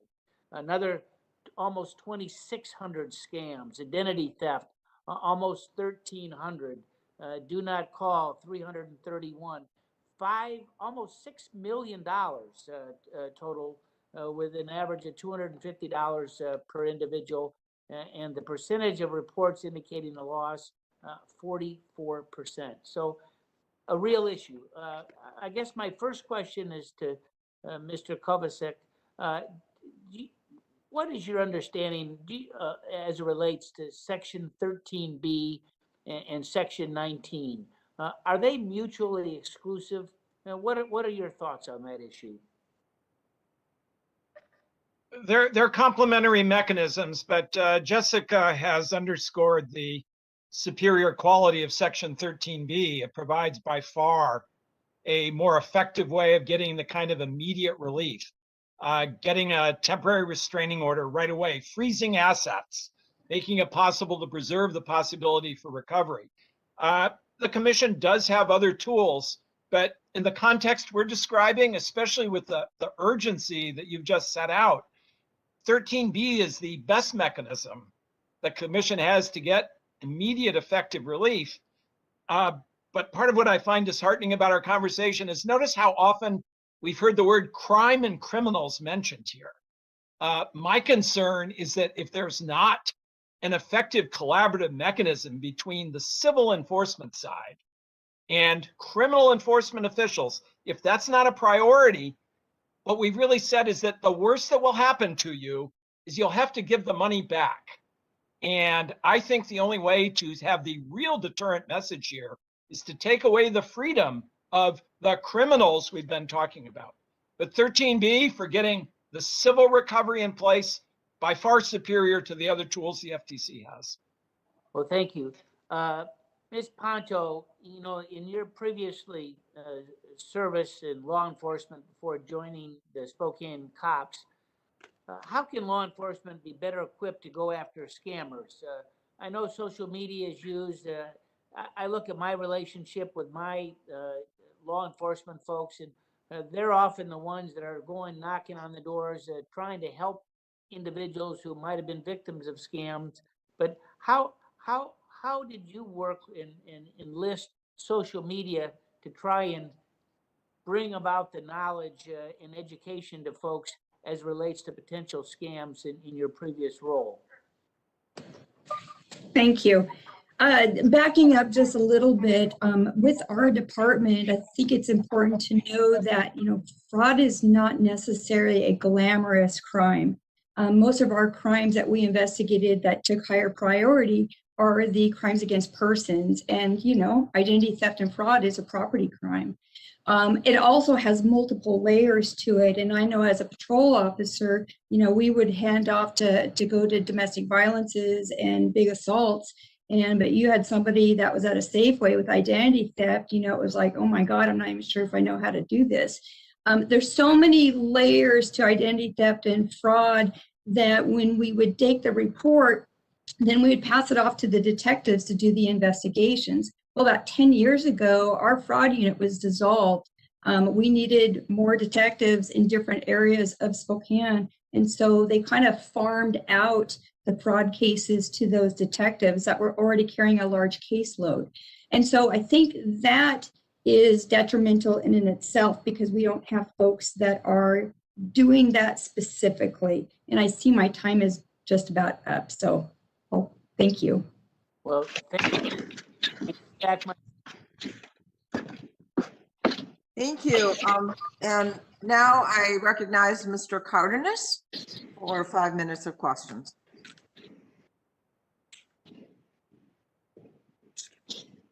I skipped someone? Yeah. Oh, you know what? Excuse me. Sorry. I'm so sorry. I skipped a couple of people. Wow. Okay. Oh, no, Ms. Castor, you are next. Sorry. Great. Thanks, Chairwoman Chakowski. This is a very important hearing. And let me start by congratulating my good friend and neighbor, Gus Bilirakis. Ranking Member Bilirakis has a great ring to it.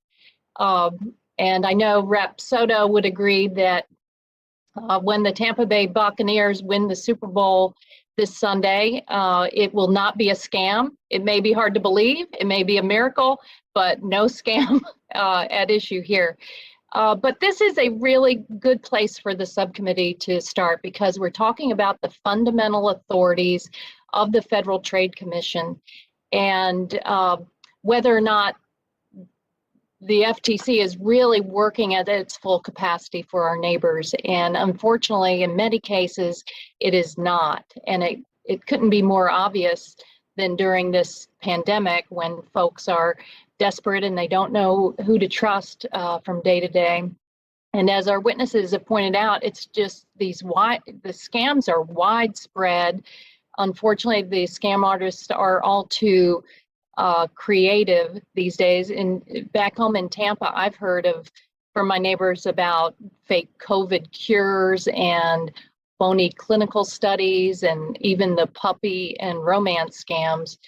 And unfortunately, the FTC has been ineffective because they're required to send these toothless warning letters to law-breaking companies, and that's just not going to cut it anymore, in my opinion. So, Ms. Rich, you've been at this for many years. In your testimony, you point out that the FTC lacks the authority to impose that first offense civil penalty. Explain to us how this is harmful to the FTC efforts to go after deceptive companies, and do you think it's emboldening companies to proceed with these deceptive practices?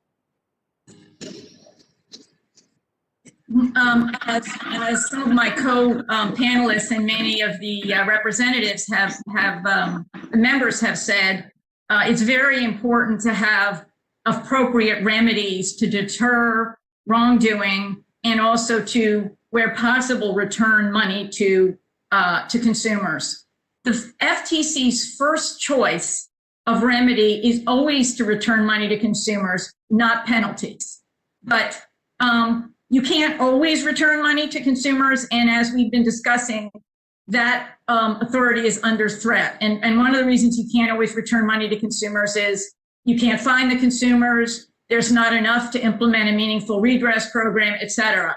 So in some instances, civil penalty authority is better than redress authority. And for example, in many of these types of scams where it's against a small fly-by-night company. So the FTC needs all of these monetary remedies in order to provide meaningful deterrence. And it lacks them across a lot of its programs. And Ms. Patton, do you agree? Absolutely. I think we can look at the Amazon case that was mentioned earlier to think that this giant company that makes billions of dollars every year had to steal $60 million of tips from its drivers.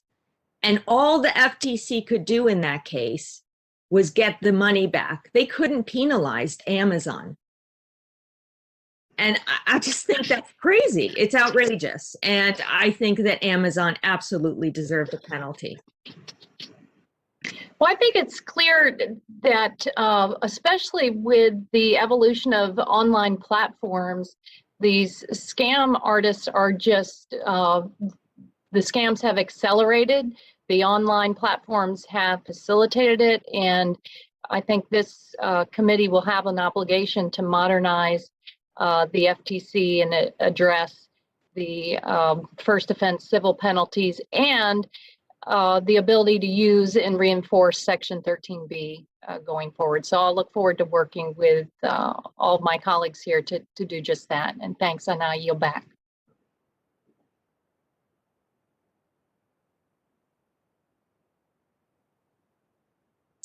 Thank you. Now I recognize Mr. Latta for 5 minutes of questions. Well, thank the chair and also to our witnesses today for appearing for us virtually. Before I begin with my questions, I'd like to briefly touch on how important access to the WHOIS information is to this discussion. In short, WHOIS information is like the public lands record for the internet. It tells us who is responsible for a domain name or an IP address. This data can be incredibly helpful for federal agencies and law enforcement when investigating crimes and even consumer scams. Unfortunately, due to an overly broad interpretation of the European Union's General Data Protection Regulation, the GDPR, WHOIS information is no longer made widely available for public access. Last year, I sent a letter to the Federal Trade Commission asking how they use WHOIS to stop consumer fraud related to COVID-19. The FTC made it clear in the response that since the implementation of GDPR, they can no longer quickly and easily obtain the information they need to combat fraud. This has been particularly harmful during the COVID-19 pandemic, as the FTC works to monitor the marketplace for unsubstantiated health claims, robocall scams, and other deceptive practices. To effectively combat consumer scams, we need to develop a solution that allows our federal agencies to access WHOIS.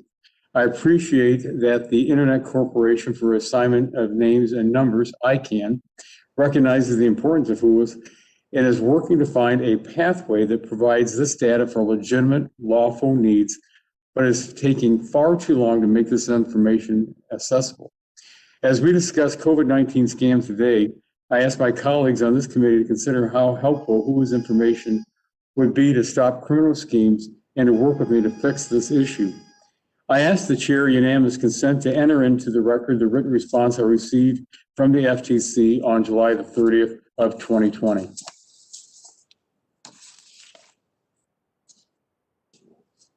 Getting to the questions, through the course of the pandemic, scammers have preyed upon Americans' concerns about the COVID-19 virus.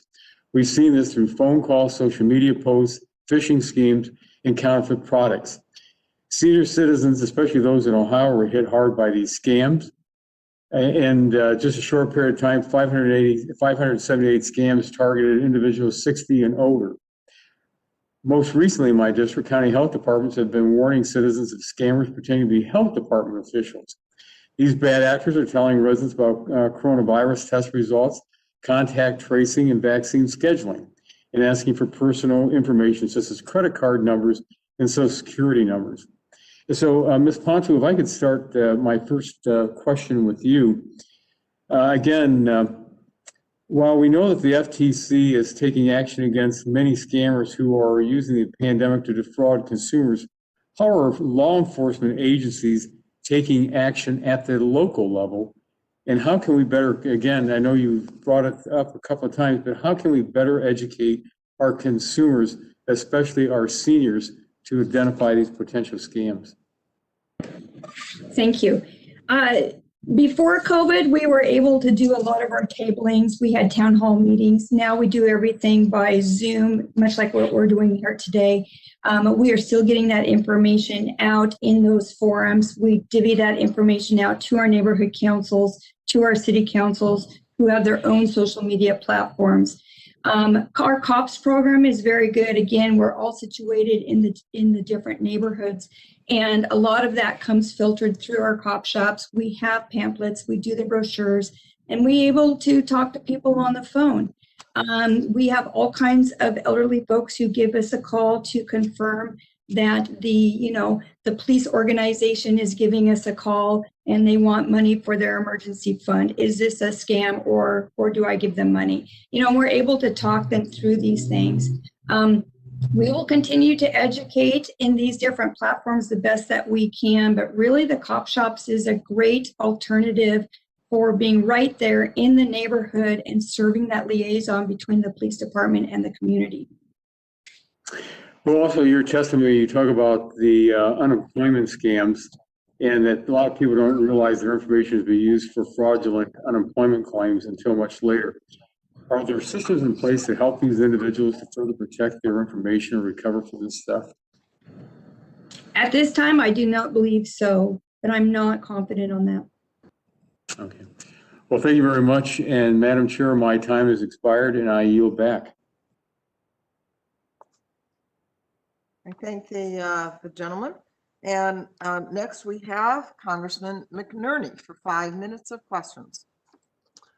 Well, I thank the chair for holding this hearing and the ranking member. Good luck with the Buccaneers this Sunday, Gus, but I don't think you're going to win it. I want to thank the witnesses. Your testimony has been very stark and effective, and it will motivate us, I think, into action. So it's a very good hearing in that regard. As already noted here, we've seen a sharp increase during the pandemic in scammers targeting unemployment benefits. And in recent years, we've also seen numerous data breaches where consumers' personal information was stolen. Ms. Rich, how do these pervasive data breaches increase the risks that consumers' information can be used to target the consumers later on, like going after their unemployment benefits? The data breaches are very harmful. The whole purpose of a data breach is usually to steal consumers' information so it can be used to rip them off at later times. If you don't get financial information enough to directly defraud consumers, they can use the information they obtain for phishing. They know something about the consumer, so they can then send them emails about that look authentic, come from some place the consumer's expecting to get an email, and then get more information from them. So data breaches are very harmful, and that's an area where I'm hopeful Congress will act to give the FTC more authority to take action. Good, that's a great segue to my next question to you, Ms. Rich. What additional tools and resources does the Federal Trade Commission need to help stop these breaches from happening in the first place? A special law authorizing the FTC in particular, not just to address breaches, but to address the underlying poor security that causes these breaches. And it would be very important to give the FTC civil penalties for first violations as part of this law, which, as we've discussed, it lacks. And as Professor Kovacic discussed, to fill in some of the gaps in jurisdiction that the FTC has, for example, common carriers, telecom companies, and nonprofits. So that's an area that Congress can really make a difference. Well, thank you. I'm also concerned that once consumers fall victim to identity theft, they aren't getting the help they need to clean up their data and prevent the same thing from happening repeatedly to them. Ms. Rich, do you think more cooperation is needed from all stakeholders involved in helping consumers in such cases, including consumer reporting agencies? Yes, this is a real problem. And as Ms. Ponto discussed, I think she talked about local police not necessarily taking the action they need to follow up on identity theft schemes. So it involves the credit reporting agencies, it involves the FTC referring complaints, and it involves local law enforcement, and they all really need to step up. Thank you. Well, my district includes the city of Stockton, California. It's perhaps the most racially and ethnically diverse city in the country, but it also has a large low-income population. Many folks are just struggling to put food on their table and pay their bills. Ms. Rich, do you think more outreach needs to be done to help consumers who fall victim to identity theft in communities like Stockton, and what could the FTC be doing to help, to be more helpful? The FTC's strategy has been to try to partner with trusted sources of information in various communities, but I don't know how successful it's been in your community. I don't know whether FTC has been able to invest the resources it needs to really reach out and partner with those communities. But that's the strategy I know it's tried to use, and it even encourages local enforcement to rebrand FTC materials so that they can be trusted materials. So that's a very important thing the FTC needs to continue to do. Well, my last comment is about price gouging. Many of my constituents have raised concerns about price gouging during the pandemic. I'm sure everyone on the dais has had the same issue. I think it's important that we pass strong federal legislation like HR 675 to protect consumers against these practices. Thank you. I yield back.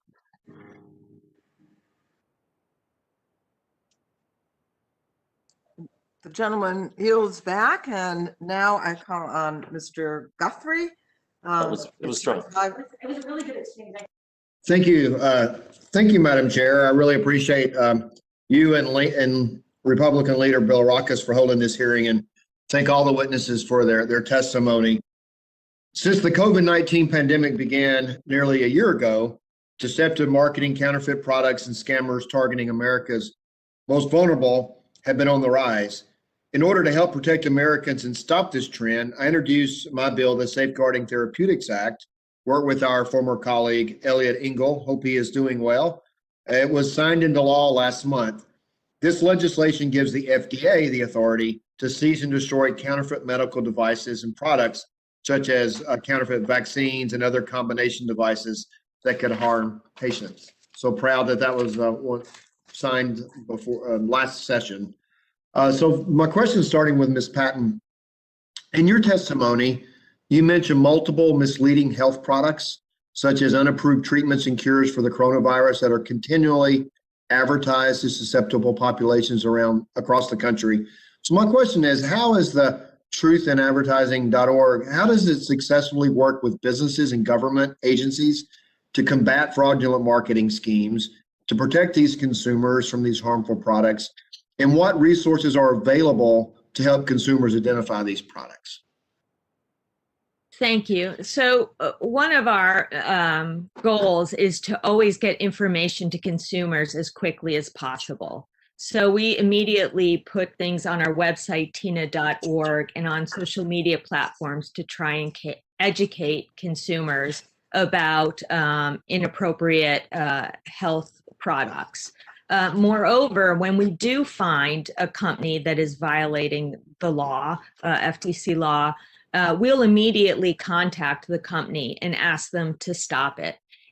Sometimes we find that we are educating the uneducated and that they just don't know better. And in other instances where we're either ignored or we feel that they've not done a good job, we will not hesitate to go to state and federal agencies to try and stop the inappropriate health claims from being marketed. Okay, thanks. And does Tina.org have the resources to help these consumers? We try and do as much as we can. We're a small organization, but we have thousands of posts on our website, a lot of them dealing with the wellness industry and inappropriate health claims. And we try and guide consumers to where they can get help at the local, state, and federal level when appropriate. Okay, thank you very much. And now I'll switch to Ms. Ponto. Can you explain how your organization assists victims of scams? And do you direct victims to file complaints with the FTC or any law enforcement agencies? And if so, can you walk us through the process once a report is filed? Yes, absolutely. Thank you. So we end up getting, and we've been in a proactive manner. We have this vehicle prowling victim callbacks where we get these daily reports from the police department that talk about victims who have been prowled. Maybe their purse was stolen, maybe credit cards were stolen. Our cop shops do these callbacks, and so we're very proactive. We reach out to the folks and find out, do you have any personal identification in there at all that would lead to identity theft? If they do, we have been following this recovery plan very well. This is a wonderful source of information for us. One thing that I did notice, though, is some of these larger banks and corporations, when they are talking to the victim, who usually go to their bank first to say, hey, I'm a victim of fraud, to see what they need to do next, the banks have been pretty good about starting that fraud alert. And that's what we would say is, let's go ahead and get a fraud alert started for you. The larger banks are not, I'm not hearing anyone that says from the larger banks are telling them to go to the FTC and file a report. And that's really odd to me. We do. I ask them, this might be a new phone number that they don't have, or at least updates the phone number that it's most currently used. But we got to get it in there because just like report writing, if it's not down in a report, it didn't happen. And so we need all of these to go through the FTC just so that you have that information and that you can get it out there to other potential. Okay. Thank you to both of you. My time's about Social security numbers, we point them in that direction there, and start really following this Bible right here as far as helping our victims. So thank you for this. This is a beautiful piece of work. I have it framed in my office. Well, thank you. My time's expired. I appreciate your answers, and I yield back after that. I thank the gentleman, and now I recognize Mr. Cardenas for his 5 minutes. Thank you very much, and thank you, Tracy, for expressing how you put your heart and soul into your work and for framing that document. It's very concerning to me that we hear these stories over and over, and during the worst pandemic we've seen in over 100 years, it appears that over hundreds of millions of dollars have been stolen from Americans. And it's very important for us to understand that this is not a nebulous thing. This is going on every day and affecting the most vulnerable people in our community. For example, grandparents being told that their Social Security payments will be withheld if they don't make an urgent payment.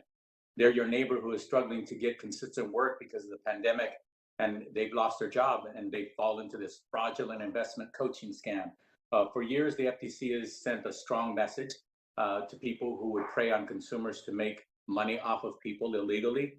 And the message is simply this: you will face consequences and you will be held accountable and you will pay. Now more than ever, it's critical that we ensure that the FTC has the tools it needs to continue doing its job in protecting American consumers. Ms. Ridge, during the past year, consumers reported losing more than $300 million to fraudulent activities related to the pandemic. In general, how often is the FTC able to recover money lost to fraud and scams?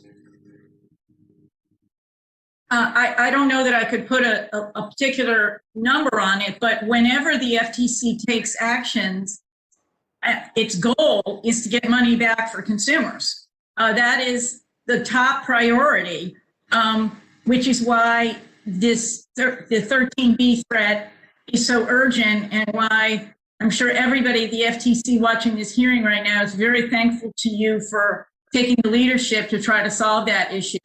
But that is the top goal. Frequently, the money's gone, and that will be more and more the case if this authority it goes away. Yes, and thank you. Yes, 13B is critical, and I hope that we can legislatively put that right once and for all.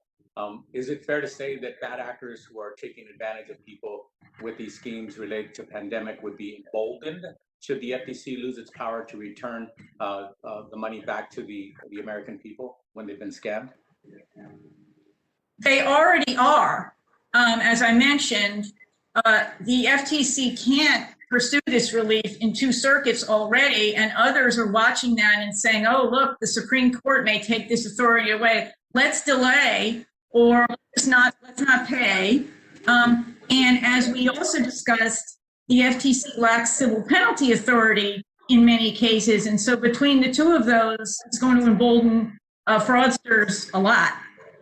Okay, thank you.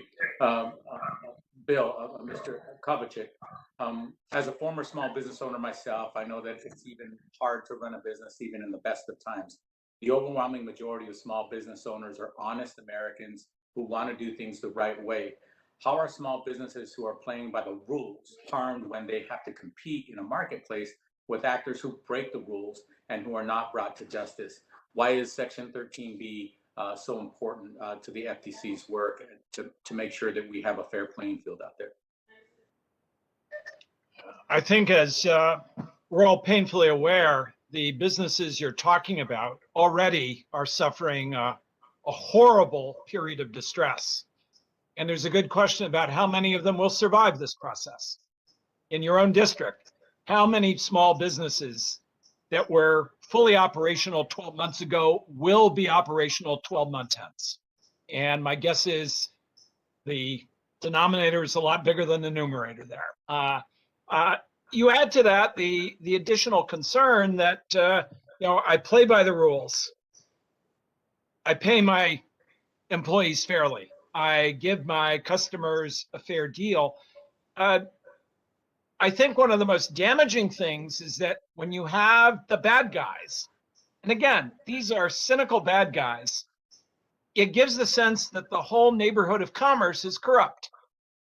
It creates a sense of doubt about the legitimacy of other transactions. That is, if I'm the hardworking small businessman you described, how do I persuade people that I'm clean? So one taint of this process is that it raises questions about the legitimacy of the entire market system. But the other is that it can give advantages to individuals in the short term that diverts trade away from people who are playing by the rules. So it's in addition to this horrible scourge that small businesses face now, you see a diversion of trade away, you see a loss of confidence, and you see the possibility that people just don't trust the market. Thank you, Mr. Kovacic. My time has expired, and we are a country of laws, and the FTC needs to be able to do its part, and hopefully we as Congress will restore that clearly. Thank you so much. I yield back the balance of my time. Thank you, Madam Chair. Thank you. And now I want to welcome Mr. Bouchon for his time and just say we were able to pass at least a first step, the COVID-19 Consumer Protection Act, but obviously we've learned today we have to do much more. So Mr. Bouchon, it's yours. Thank you, Chair Schakowsky, for holding this very important hearing. It's, I think, sometimes you have hearings in Congress that don't get a lot of media attention. I hope this one does, because the level of scams that are out there has probably grown exponentially during COVID-19, shamefully, unfortunately. So this is an important hearing. I was proud to work alongside you, Chair Schakowsky, to help introduce and include the COVID-19 Consumer Protection Act in the end of the year funding bill to put real teeth behind the FTC's enforcement efforts in combating COVID-19 scams by allowing them to seek civil penalties for first-time offenders throughout the duration of the pandemic. But as you mentioned, this is the tip of the iceberg of the work that we need to do. But I also believe that promoting education and awareness of these scams is critical in reducing harm to Americans. A lot of people, particularly seniors, just aren't well aware of these scams. My mother is 80, and I can tell you that she calls me all the time and says, "Hey, I got this call or I got this email," and I'm like, "Mother, that's a scam."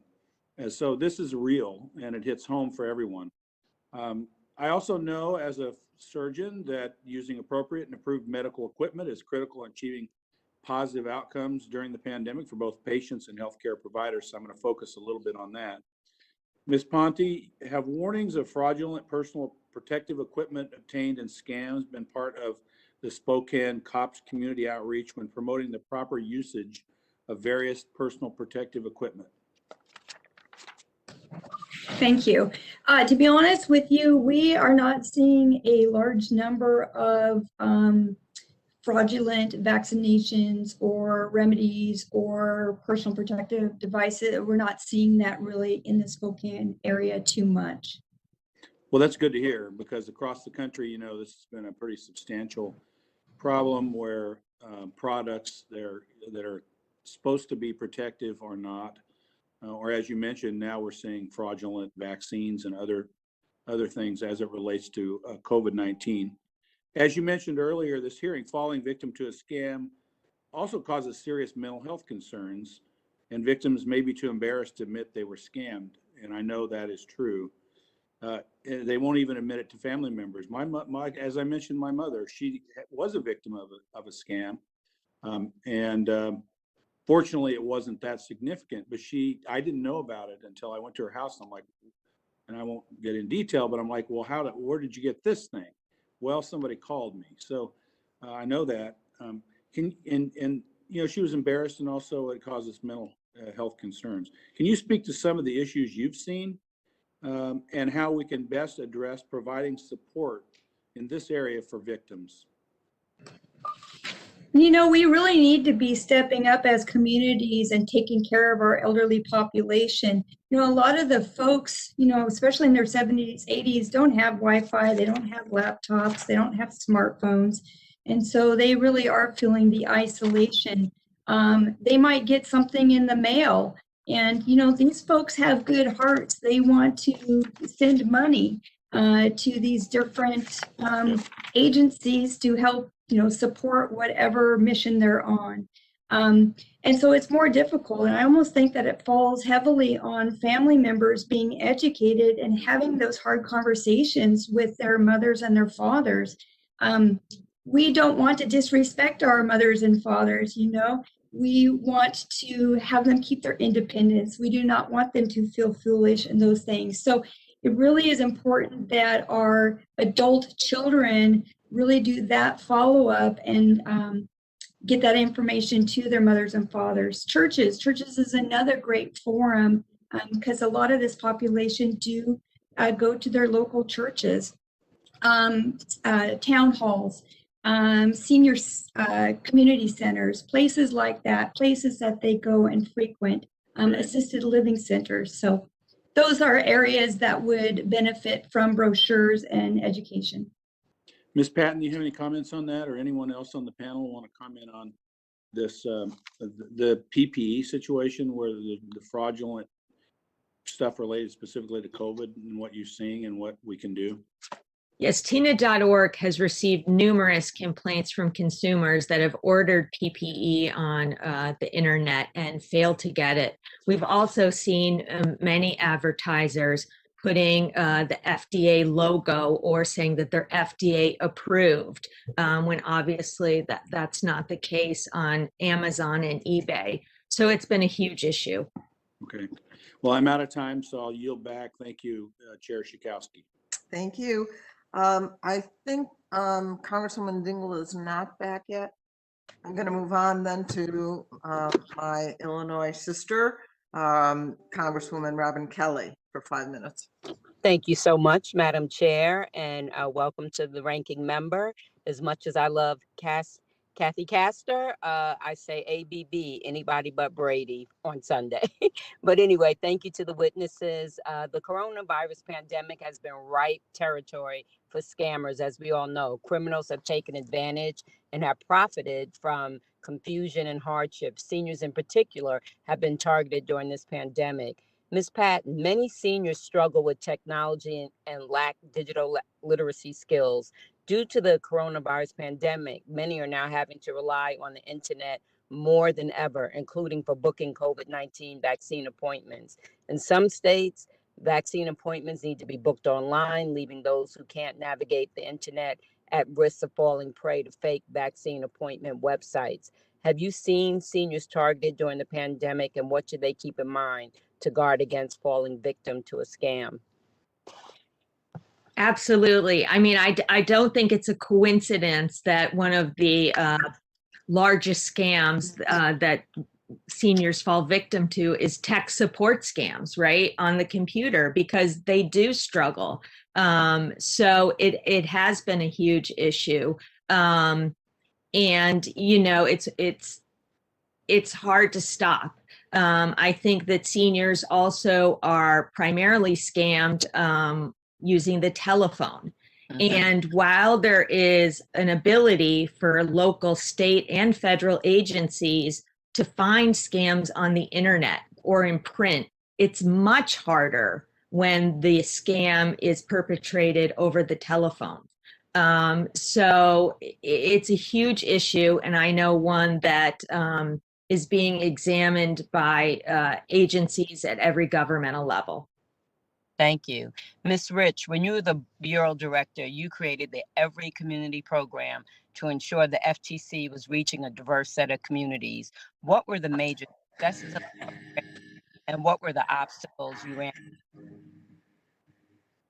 Well, it was an incredibly important program, and we had ambitious plans for it. It was not only outreach to different communities, but research to see how successful we were doing in reaching out to different communities, and enforcement to make sure that the enforcement in the areas where we saw problems. And one of the challenges we found in the data that we did collect at the time, it turned out that certain populations, specifically African American and Latino populations, were disproportionately targeted by fraud, but were underreporting fraud, but weren't reporting fraud in as great numbers to the FTC, showing that the FTC was not capturing the complaints it needed and had a lot more work to do. I don't know exactly what the agency has been doing since I left. I know in their outreach that they do a lot to reach out to different communities, but I think this program really needs to be scaled up now with additional research, with more resources devoted to this, to making sure that all these communities are represented, and with everybody at the agency working on this goal. And how do you think the FTC should prioritize its resources toward combating scams? I mean, you know, there's so many different ones targeted toward older consumers. I would say, based on past experience, I don't have access to the details now, that the fraud program is at least 50% of what the FTC does between its headquarters and regional offices. And given the pervasiveness of scams, I think that's appropriate that it be such a large program, and it should continue to invest those kind of resources. Thank you so much. I want to let my colleagues know that I've reintroduced the bipartisan Protecting Seniors from Emergency Scams Act, and I hope my colleagues will join me as co-sponsoring this very important legislation to protect seniors. So thank you so much, and I yield back, Madam Chair.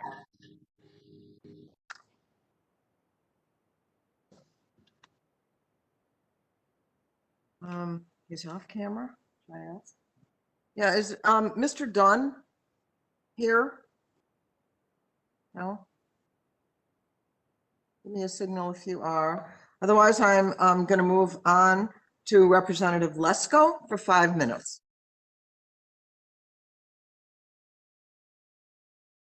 Representative Lesko, are you here?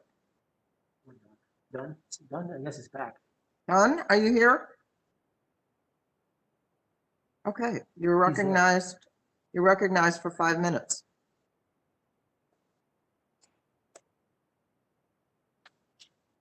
Oh, no. Unmute, unmute.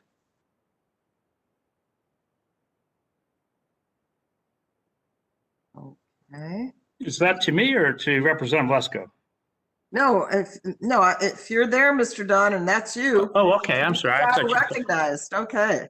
I apologize. Thank you, Madam Chair. I'm grateful that we're here today discussing this important topic of fighting back against scams and frauds during the COVID-19. I'm not. What is new is the fraud now carries a new risk, not just a financial toll, but an increased potential for damage to their health and well-being as well. For that reason, this is more important than ever. I'm particularly concerned with scams targeted towards veterans, seniors, and those living in rural communities, like the ones I represent in Florida's 2nd Congressional District. To date, we have seen a commendable effort by our local partners in raising awareness and preventing these scams. Ms. Patton, during the COVID-19 pandemic, we've seen a lot of groups impacted. Specifically, though, I'm concerned right in this question about our military veterans. And can you speak toward the work that TINA.org is doing with groups to represent those communities? Right. Well, TINA.org provides a platform for consumers to come to complain to us about issues. And we've received multiple complaints from military veterans that have been finding products, especially wellness products, supplements, that are claiming to either prevent, cure, or mitigate the symptoms of COVID-19. And I should note that one of the issues we're finding is that the supplements and the products, they're not new. What's new is the marketing. They've pivoted. So before they were targeting military veterans with these same products saying they could cure, prevent, or treat PTSD. And now they're COVID cures. And what remedies do the military, are you directing our veterans and military towards any particular remedies? Right. So on TINA.org, we have listed state, federal, and local agencies that they can complain to and share their issues with. Thanks so very much. Ms. Ponte, our local law enforcement has been a very valuable resource in terms of education on scams, especially for frauds that originate outside our region. What helpful tools can Congress provide you or whoever in order to help local law enforcement on scams that originate remotely? You know, one of the things when I was talking to a detective about fraud investigations is that she's having a difficult time getting this information for investigations. And it would be helpful if when the time comes, Federal Trade Commission could step up or step in and help get that information to our law enforcement so they can look at getting convictions and maybe, you know, put somebody in jail over this. They are very good too about getting the education out there. Most of the education for identity theft and fraud really does come from our cop shops. We get a lot of referrals and we are able to walk them through this process of reporting, plus provide them with brochures and just firsthand knowledge. I think they like talking to a live person versus having something in their hand at times and reading something online. So we provide that. So I thank you. I thank you specifically for bringing in the role of the pawn shops, who've been very helpful, honestly, in our community on that as well. Ms. Patton, once again, the pandemic certainly has created isolation for so many people that used to get their advice and kind of guidance from their friends and their workplaces, community events, churches, et cetera. Can you walk us through some of the details of how your organization reaches the people in more rural communities in our current situation of isolation? Right. So I think it's important that you have to reach consumers where they are. And where they are now is social media. So Tina.org is very active on Facebook. We actually take out ads to warn consumers about scams and schemes that are on Facebook or on the internet. And we also are very active on Twitter to try and educate consumers and get the word out as much as possible. Thank you for that comment. I see my time has expired. I too see a face of the social medias out there in the rural communities. Thank you, Madam Chair. I yield back. Thank you. You may have noticed the witnesses that were in and out. That's because votes are happening. Is Mr. Pallone here to, okay, Frank, I'm gonna announce the next person. I think Debbie Dingle is not back. So Congressman Soto, you are next. And Frank, I'm gonna go vote. Okay. Thank you, Madam Chair. We all understand that American families are in crisis. They're losing loved ones, losing their jobs and small businesses, facing home insecurity and food insecurity. So it's understandable that they're desperate for solutions to these problems that they face, which makes them more vulnerable to scams. COVID-19 scams kick people while they're down. And we must put an end to this scamster carnival barkery that runs rampant throughout the United States. According to the Florida Attorney General Office, we've seen several rampant themes of scams. Common COVID scams in Florida include unsubstantiated disinfectant claims, treatment, vaccine, and cure false claims, sham at-home testing kits, federal stimulus scams, fraudulent products, charity scams, unsolicited calls, texts, and emails, and home solicitations. The latest scam in Florida as of this January are vaccination scams, suspicious texts or emails claiming to have info about the vaccine in exchange for personal information. This is disgraceful. So the question becomes, how can we protect consumers without penalties, without restitution for victims? This would render the FTC a toothless tiger, feared by no one, and leaving scammed consumers defenseless. It's clear we have to act on 13B to ensure that the FTC can continue to obtain restitution for victims.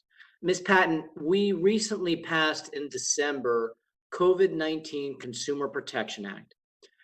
My question to you is this being sufficiently used already by the FTC? Do you anticipate gaps in this law, realizing it just was passed? To my knowledge, the FTC has not yet used that act, but that's the only information I know, that there's no public on their website. It does have gaps. You cannot target work from home scams using this because it's really focused primarily on government benefit scams and healthcare scams. But what I would say is that while it's absolutely critical to have an act like this at this time during the pandemic, I would warn you that it doesn't provide for coverage for the next disaster, for the next earthquake, for the next fire, what have you. There are, unfortunately, will always be a segment of our population that is in devastating events. And so I think that legislation is necessary that covers all such events and not just focused on the pandemic. Thank you, Ms. Patton. And I hope the FTC is on notice. We want them to start utilizing this act, and we're certainly paying attention. And thank you for your comments on additional ways we could fill these gaps. Mr. Kovacic, you have called upon in your initial statement $1 billion for the FTC budget. If we were able to secure these funds, what important items do you think the funding should be used for to protect consumers? I think we can go through the list of items that have been mentioned. One is a major expansion of law enforcement. That is, bring more cases, bring more visible cases. Second, much deeper collaboration, as I've mentioned before, with criminal enforcement authorities to build the criminal cases.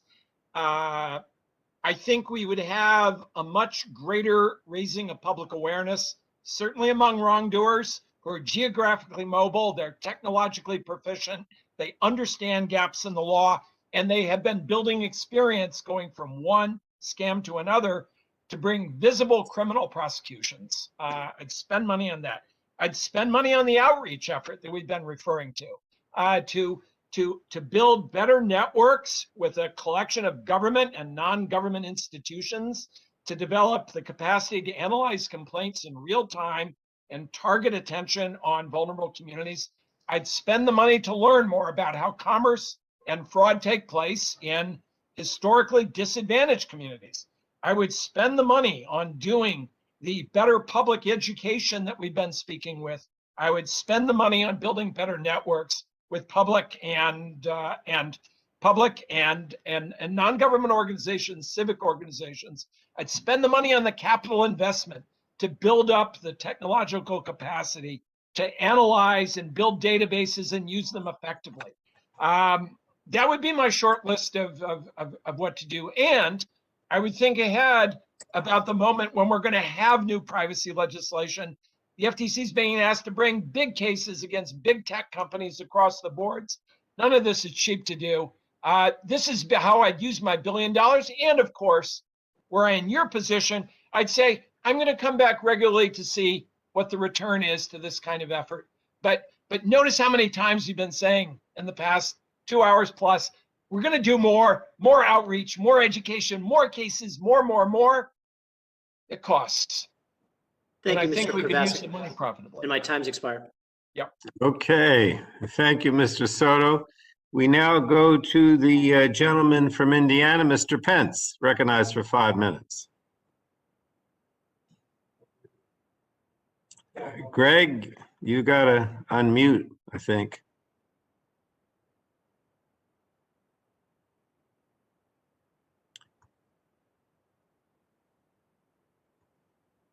Mr. Pence?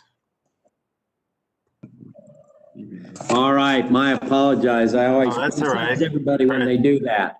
Thank you, Mr. Pallone. Sorry about that. Chair Sikowski and Ranking Member Bilirakis, thanks for calling this meeting today. Thank you to the witnesses. It's been very interesting listening to you today.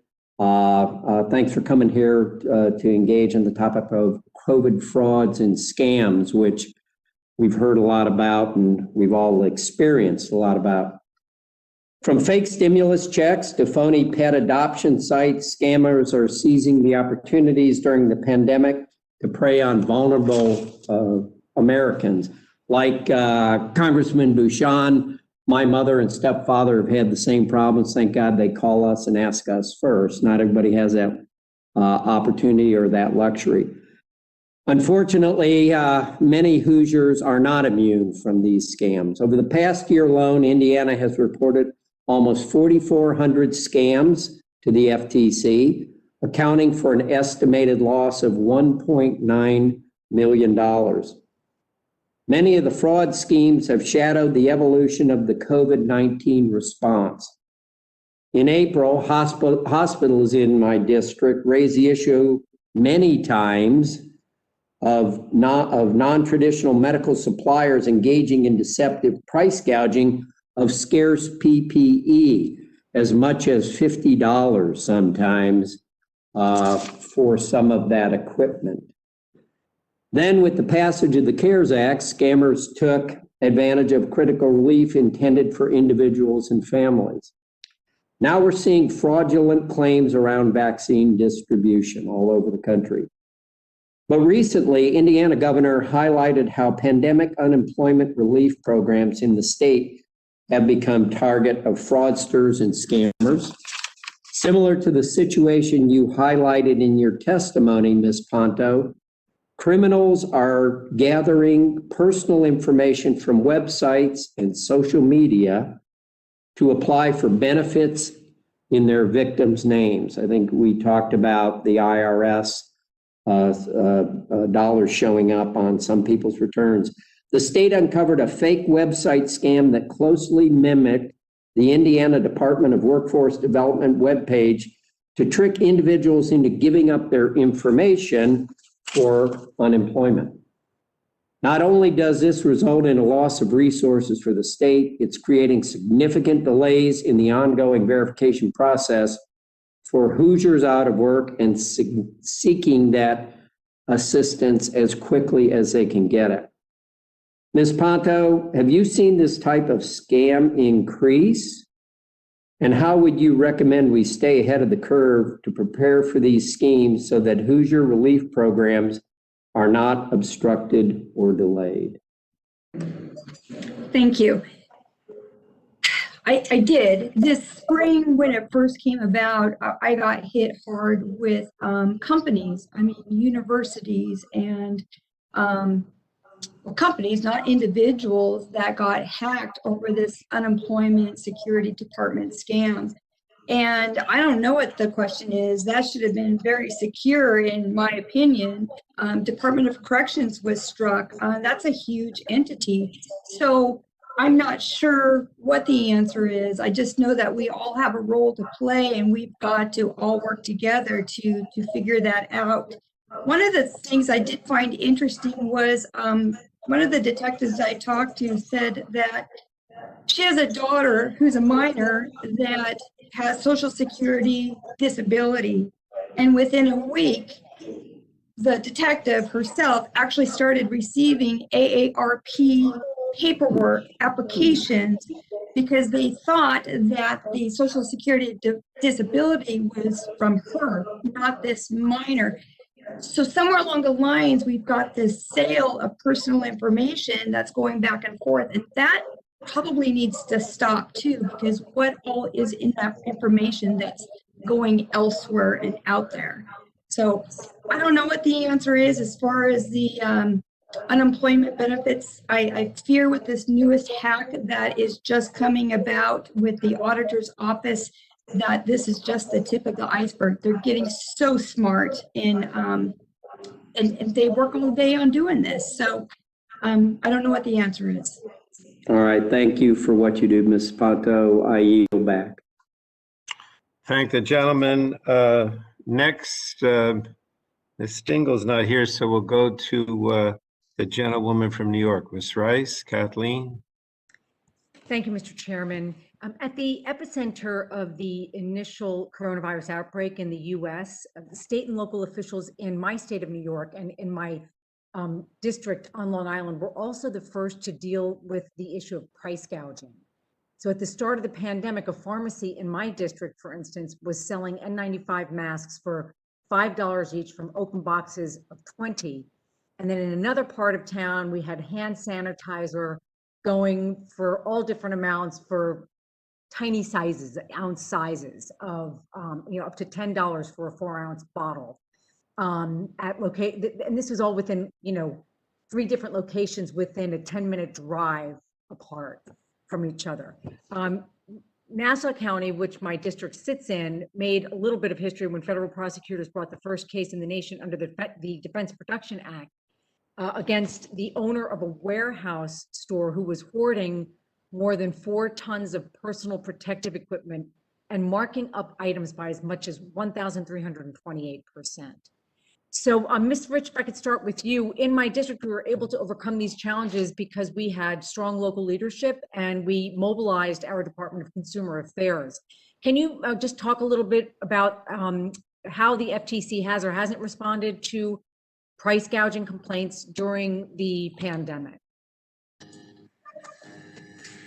Yes. So I'm not an expert on price gouging because it's typically handled on the competition side of things rather than consumer protection. But I understand that when the FTC looks at this issue, it looks at it through its unfairness authority, which requires a detailed cost-benefit analysis of price changes, of the reasons behind it, of the effect on consumers and competition. And its unfairness authority is not a nimble way to respond to a fast-moving problem. A better way, which would be more similar to what happens with the states, would be for Congress to decide to set forth legislation establishing standards for price gouging, but similar to what happens in the states, where they define it either by a percentage or fluctuations that happen within a certain period of time compared to the prices, 5 days ago or whatever. The clearer standards would allow for much more nimble enforcement than unfairness. And then the FTC could enforce those standards in the way that you want. So do you think it's that's one of those issues that should be handled at the local level? This 34 states have legislation. You were just talking about how effectively it was done at the local level, but there may be companies that operate nationwide, which would make it appropriate for the FTC to handle something like that. Well, certainly, with the increase in various e-commerce platforms, it's made it harder for local officials to go after price gougers who are on the other side of the country or on the other side of the planet. So I guess that's a specific role for the FTC to play. So I think it's really important, if you talk about Section 13B, and what I'm hearing from every single witness here today is that Congress needs to act forthwith. So I just want to maybe have, Ms. Rach or Mr. Kovacic, or anyone who has an opinion about this. So it's one thing in terms of what the Supreme Court's going to rule on in terms of recouping stolen money. But maybe talk a little bit more about what additional penalties. I think it was Mr. Kovacic who was talking about the lack of, if you look at what happened with the stealing the tips from taxi or delivery drivers. That's just absurd that, we call it a victory just because we got the money back and we're going to distribute it to the victims. But so maybe just talk a little bit more about what Congress should look at in terms of additional penalties other than just recouping, allowing the FTC broad jurisdiction to recoup lost money. Yes, penalties are a very important area too. And many agencies like the CFPB and many state AG's office have the capacity to impose penalties in a way the FTC doesn't, even though the FTC has this enormous jurisdiction and mission to deter this behavior. I think Congress should consider giving FTC penalties across the board, but at the very least, in certain key areas like privacy, like the gig economy was an area that we just talked about with what just happened with Amazon, and that was something that the acting chair is supporting. In certain areas of fraud where they can't get penalties at this point, that would be very important as well. Thank you. Thank you, Mr. Chairman. I yield back. Next we go to, I thought I saw Mr. Armstrong. Is he there? Oh, yeah. The gentleman from North Dakota, Mr. Armstrong, recognized for 5 minutes. Thank you. Mr. Cardenas referenced a 13B proposal by Senator Wicker. I believe that was part of the senator's privacy proposal, so I think we would all be pleased to see it move as part of a broader effort. Given that, I would just like to ask our two FTC veterans on the panel this. If we're going to address 13B and consider first offense penalties for privacy violations in rulemaking authority, it doesn't make sense for individual states to add conflicting rules and allow private rights of action, correct? It's easier when reversed, you can just do it, but yeah, please. Preemption and private right of action are some of the key issues that are subject to the debate. if state laws, if there's any discussion of preempting state laws, at the very least, the state should be able to enforce the law, any law that's passed at the federal level.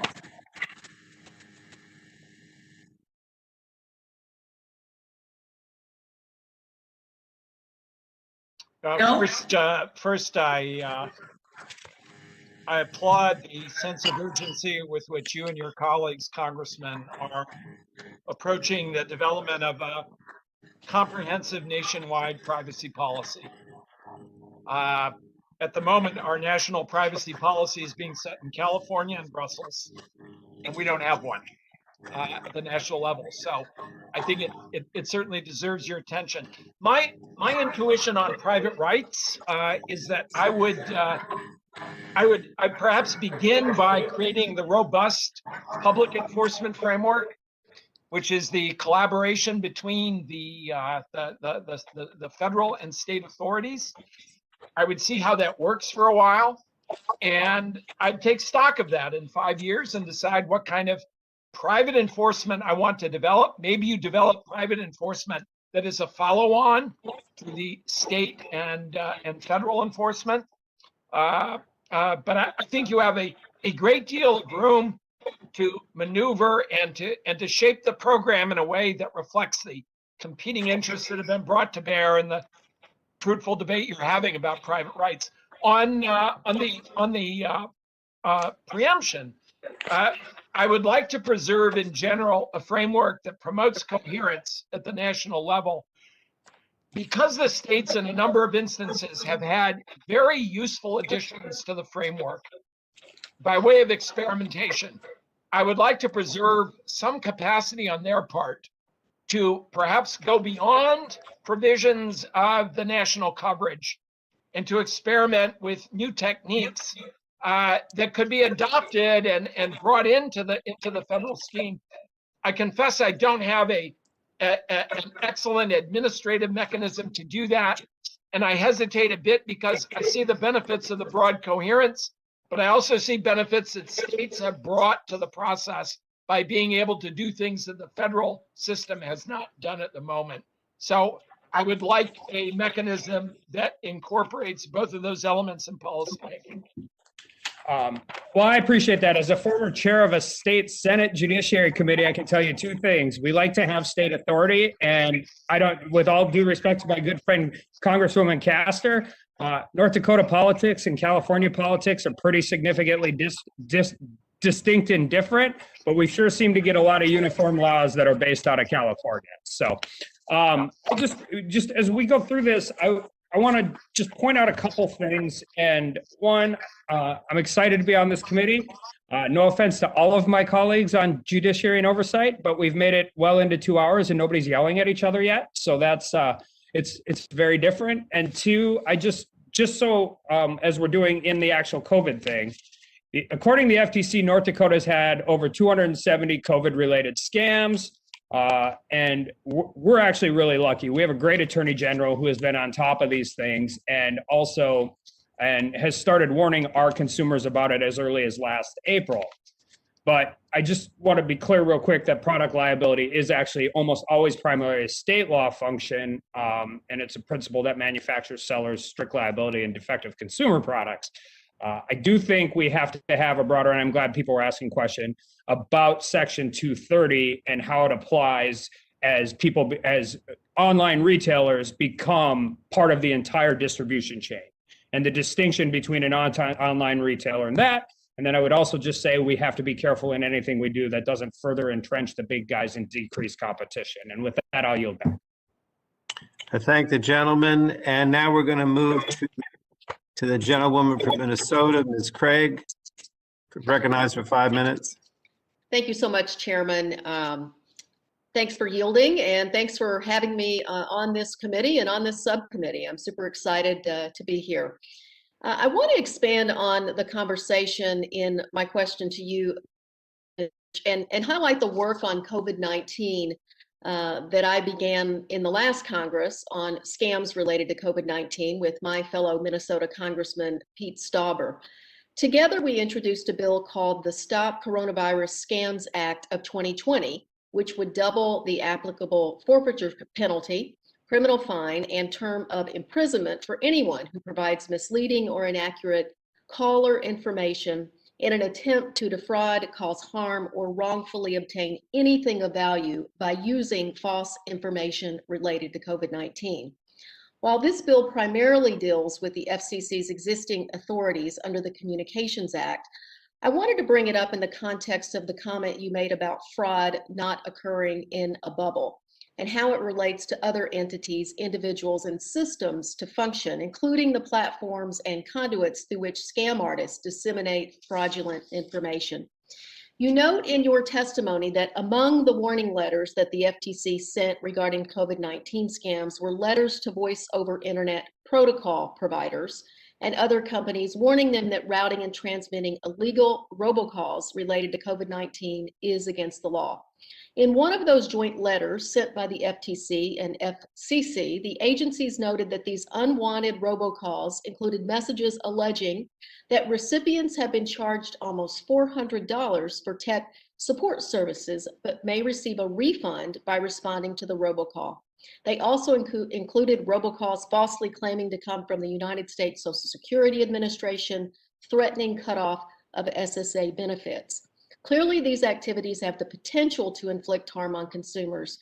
Given the severity of the ongoing crisis, do you feel these bad actors would be less willing to engage in fraudulent activities if the fines and penalties were increased for covered communications related to COVID-19?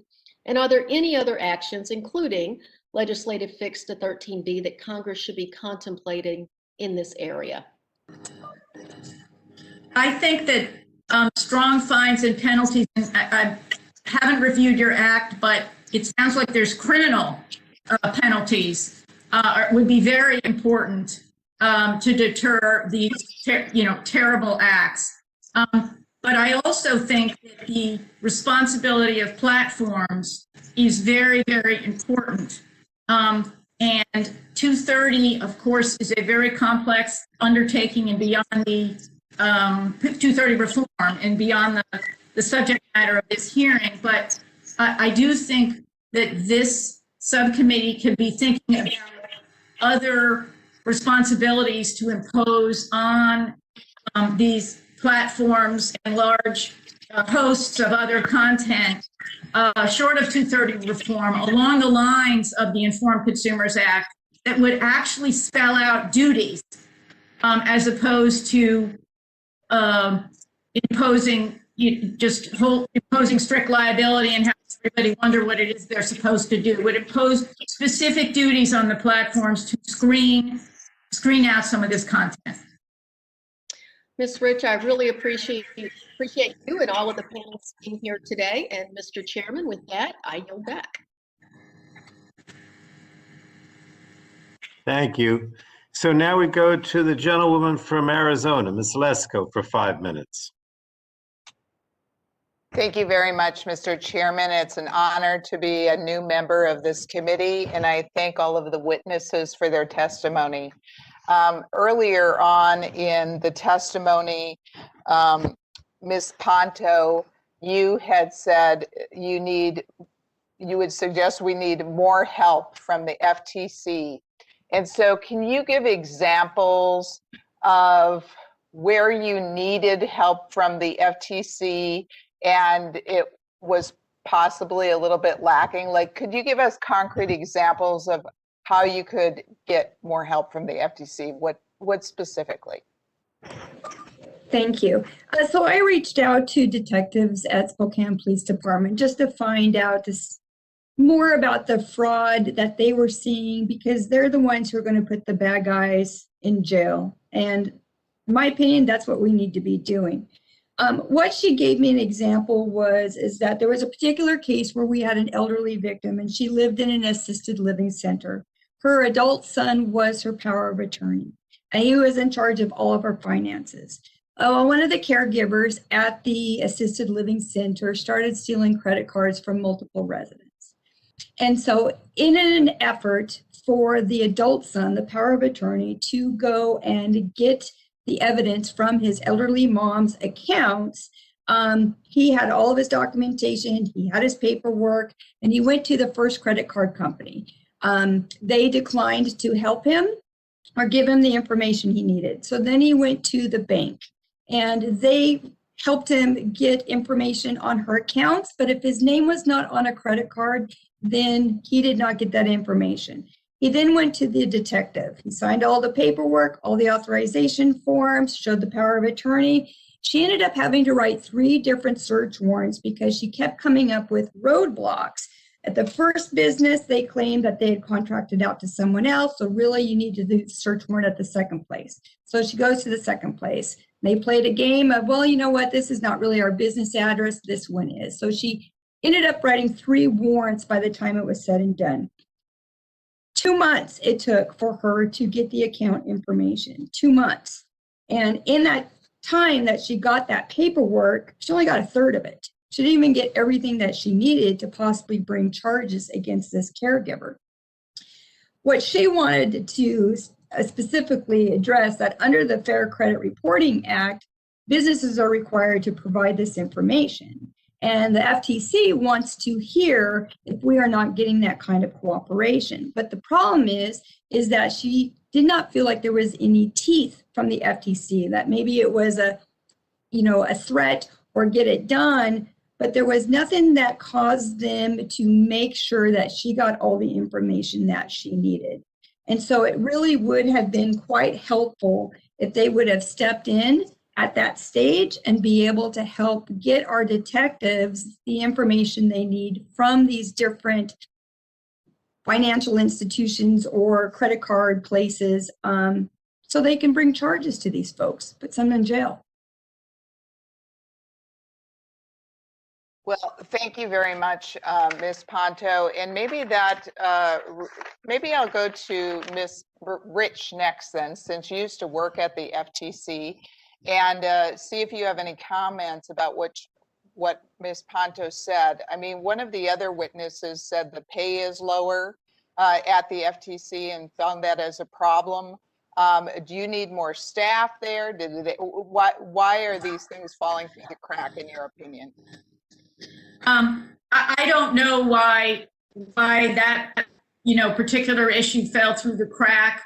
I also don't, to be honest, I don't recall whether this particular provision of the FCRA is enforceable and has teeth. But I can assure you that the FTC is watching this hearing today and is taking this very seriously, what Ms. Ponto was talking about, because working with partners on identity theft is hugely important.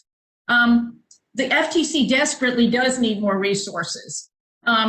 If they are paid less than other agencies, but I don't think that stops the commitment to work diligently to help consumers. So many people there are already working for much less than they would in other places they could be working. But the number of staff, I mean, sure, give them what they deserve to be paid, but the issue is more the strain on the number of staff. You think about, you on this subcommittee know more than anyone the broad mission of the agency and what it's tasked to do, and how it's very small compared to other agencies, but its mission is huge.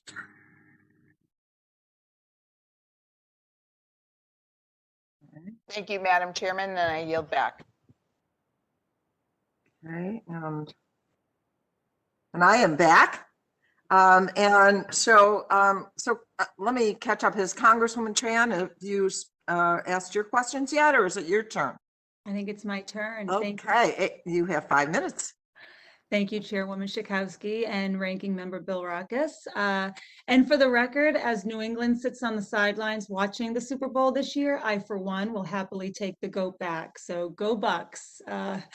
Hey, so first, thanks to all the witnesses for testifying today on behalf of the many victims of fraud who have been cheated with phony lures about COVID treatments and cures, and really appreciate you hanging for the duration.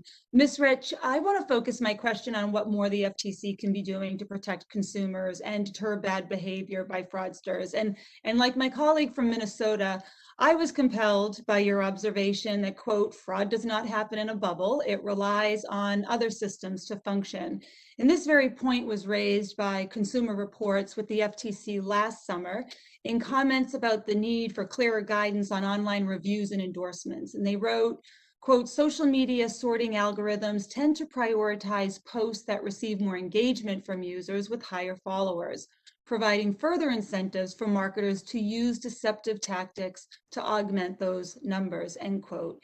I'm convinced that they've put their finger on the heart of this issue and the broader challenge of social media misinformation and disinformation, the faulty incentive structures involved in these algorithms. Now, recognizing that you are no longer with Consumer Reports, I'd like to ask your thoughts on how we can better rein in these practices used by scammers to make products look more popular than they are. How else can the FTC update the endorsement guides to keep pace with these manipulation strategies in the online marketplace and social media? Well, I'm no longer with the FTC or with Consumer Reports, but I was in both places. So I'm very sympathetic to everything that you're talking about. Deceptive endorsements are a horrible problem. The FTC has comprehensive guides, and it for a lot of enforcement actually, but this is pervasive, and enforcement hasn't been able to make at all a dent in this problem. And of course, because of the rapid development on social media, it changes its format all the time. And while the deceptive the endorsement guides have specific examples, when the FTC only updates its rules and guides like every 10 years, it's just not enough to keep pace. So I'm very sympathetic to all of those points that have been made by Consumer Reports and you. This may be an area where more teeth are needed because of the pervasiveness of this problem.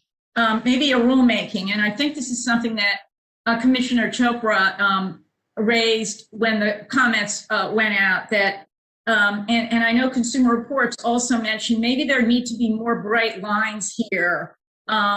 And if there was a rule enacted, then there could be civil penalties for it. So, of course, the best way to get this done would be for Congress to authorize APA rulemaking and the Commission to pass a rule, because otherwise it's got to use its cumbersome Magnuson-Moss procedures. But I really do think there needs to be more teeth in what the FTC can do in this area, because it can't make a dent. Great. That's super helpful. Ms. Patton, following off of Ms. Rich's comments, I'd love to hear your thoughts as well. I mean, you went straight after Section 230 in your testimony, but you also noted that narrower approaches are on the table, like Senator Baldwin's Cool Online Act. With respect to the specific issue of endorsement guides, do you see room for improvement at the FTC as well? Absolutely. I mean, I think, we can't ask the FTC to do more unless they have more resources available to them. And of course, we have seen a change in, endorsements from influencers, started out with clothing and private jets, but now, we're getting to serious issues when it comes to treatments and preventions for COVID. So obviously that's an area where the FTC is incredibly concerned, but they don't have the resources. I mean, if you look at Instagram alone and you search the hashtag COVID-19, you're going to come up with more than 20 million hits.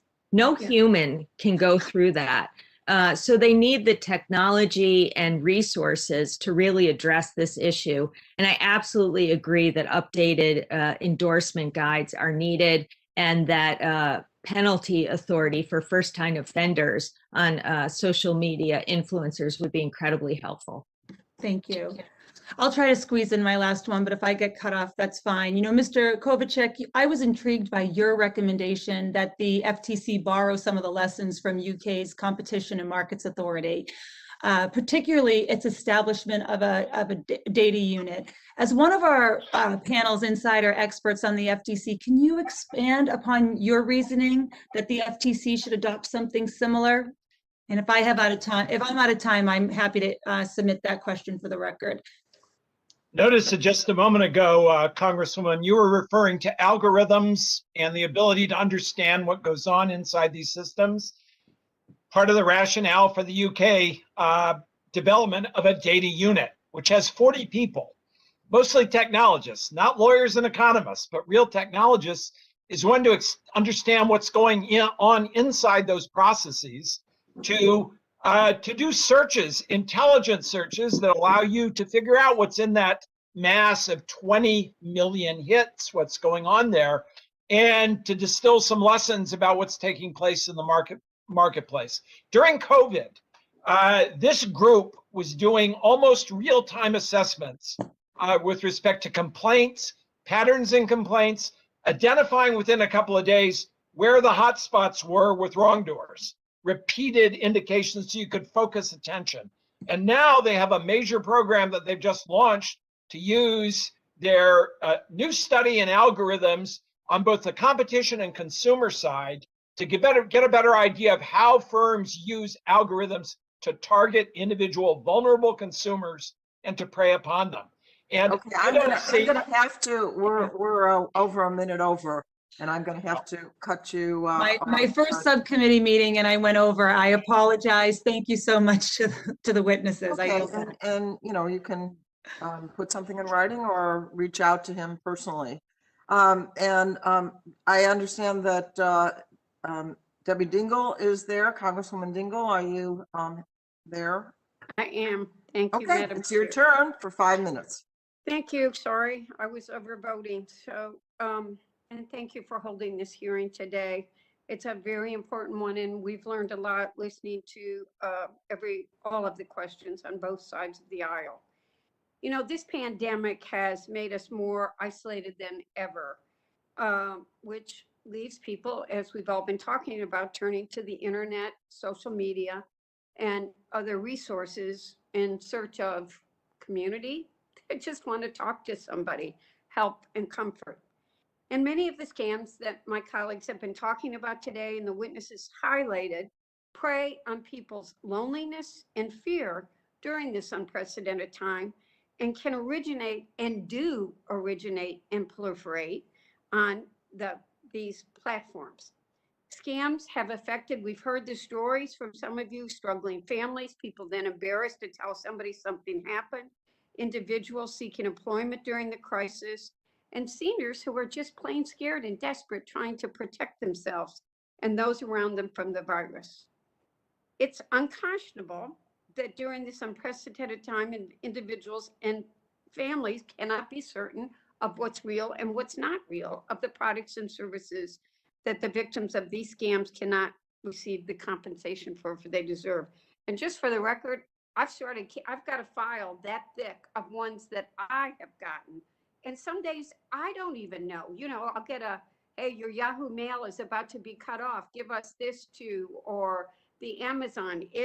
And I have hearings like this and you teach me, and it's pretty scary.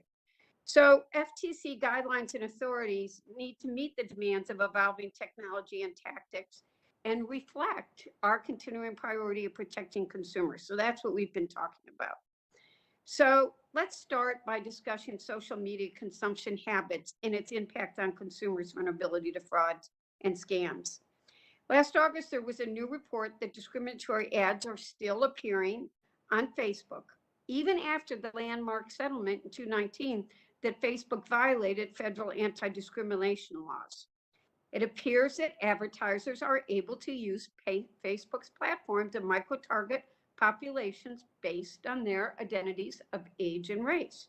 Mr. Rich and/or Ms. Patton, could tools that Facebook provide to micro-target ads be used by scammers to target and exploit vulnerable populations, exacerbating these harms?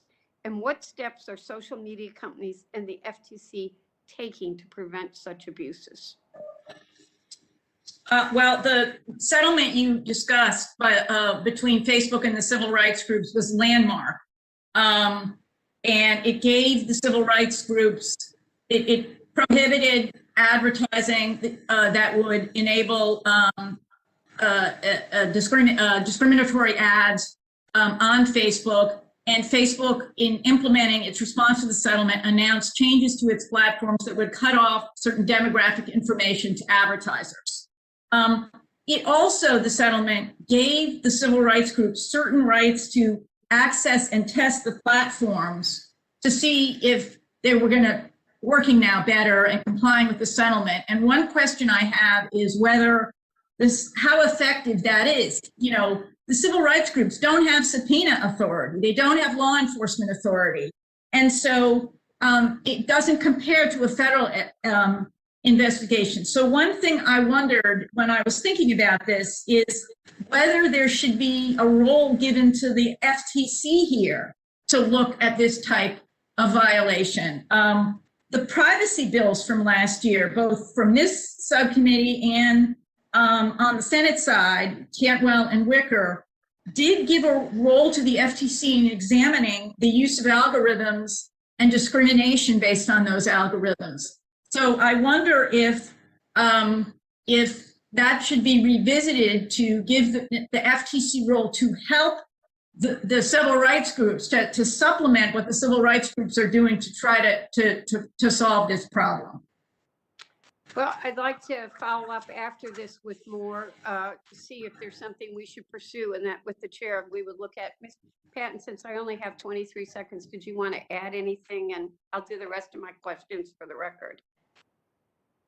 Ms. Patton, any comments? No, I think Ms. Rich did a wonderful job of covering it. Thank you. Thank you. Madam Chair, with 7 seconds left, I've never been known to talk for a short period of time. I'll yield back. Well, thank you. And I want to be sure, is Congresswoman Fletcher still here? Yes, Madam Chair. Okay, then you are recognized for 5 minutes. Terrific. Well, thank you so much, Chairwoman Schakowsky and Ranking Member Bilirakis for organizing today's hearing. I appreciate the opportunity to hear from these witnesses about protecting consumers from fraud during this health and economic crisis. I appreciate the insights and share so many of the information, the perspectives that many of my colleagues have shared about the damage that this fraud is creating in their own communities. And my community in Houston is no different. But I want to get to a couple of questions just right off the bat. Ms. Patton, in your testimony, you mentioned that there was a need for the civil penalty fund to compensate consumers who've been monetarily harmed. And can you expand on the potential for this type of fund and how it would interact with settlements from individual cases? How can we ensure that this type of fund will be well funded enough to provide meaningful compensation? Yes, thank you. So as it currently stands, when the FTC is able to use its penalty authority, for example, in the Facebook example where it violated an order and they got billions of dollars, that money went into the general treasury. I would propose that what is absolutely needed is if that money was put into a fund that could reimburse victims of fraud and scams. So often the FTC using 13B authority comes upon a defendant that doesn't have the resources to reimburse victims. And so if it had a fund, it could use that money to make victims whole that have been, scammed from their money. Thank you. That's helpful. And following up on that question, I think Mr. Rich, you also mentioned Chairwoman Schakowsky's leadership in allowing the FTC to impose fines on perpetrators related to COVID-19 fraud for the duration of the public health crisis. Other than this issue of 13B, is there additional short-term legislative action needed to address the COVID frauds effectively? COVID fraud specifically? Ms. Rich, sorry, yes. No, that's okay. I think I'm not sure about the code. As Ms. Patton noted, there are gaps in the December legislation, but other than 13B, I really am focused on the broader picture too of civil penalties more broadly. Also agree with Ms. Patton that a civil penalty fund would be enormously helpful. And it's something that the CFPB already has. So there is a model there that another consumer agency is already using. And that also would help during this, certainly would help during this period as well as afterwards. And I apologize, since as Chairwoman Schakowsky noted, we've run back and forth to vote. So you may have answered this already and I may have missed it. And if so, I apologize. But in putting together that fund, and in terms of there's a model at the CFPB, how would you imagine would be sort of the most effective way if we were to design this kind of program for that to be administered? The CFPB model allows you to take money that is obtained in a civil penalty case and use it to distribute redress to consumers in another case involving civil penalties. Now, I don't know why it's designed that way. It may be because to allow too much crossover between redress and civil penalty cases violates something. But the more flexibility that the FTC could have in using the money from these funds to compensate consumers, the better. And is there any other, if this committee were to draft legislation to address this challenge, is there any other information or powers that you think the FTC would need to be granted legislatively to make this possible? I think you could enact it and it would happen in the same way that the Dodd-Frank Act gave this power to the CFPB. Okay, well, thank you very much, Ms. Rich, for that. I've only got 22 seconds, but if I can go to Mr. Kovacic very quickly. Given your experience with the United Kingdom's Competition Markets Authority, can you speak a little bit to the ability of the FTC to protect and fairly compensate Americans from international scams and fraud? And since I'm running out of time, perhaps I'll ask you that question for the record and get a written response from you following the hearing. That's great. Short answer, the Safe Web renewal is a very important part of that infrastructure. So thank you for doing that. Happy to answer your questions too. Thank you. And Madam Chairwoman, I yield back. Thank you. So I see that Congresswoman Clark is still here, and I want to thank you for that. And you are recognized for 5 minutes. Let me thank you, Madam Chair, and let me also thank my classmate, the new ranking member for the subcommittee, Mr. Belarakis, for holding this very important and timely hearing on scams and fraud. During the public health and economic crisis, we must ensure that consumers are not taken advantage of by malicious actors, not only taken advantage of, but severely harmed. It is deeply troubling to me that throughout the COVID-19 pandemic, there have been ongoing reports of coronavirus-related scams across the nation. These fraudulent acts range from price gouging on essential products to scams that take advantage of struggling small businesses. This simply cannot continue. During this time of crisis, we must band together to stop these efforts to defraud the American people. I'm particularly concerned about the disproportionate impacts of these scams on vulnerable communities.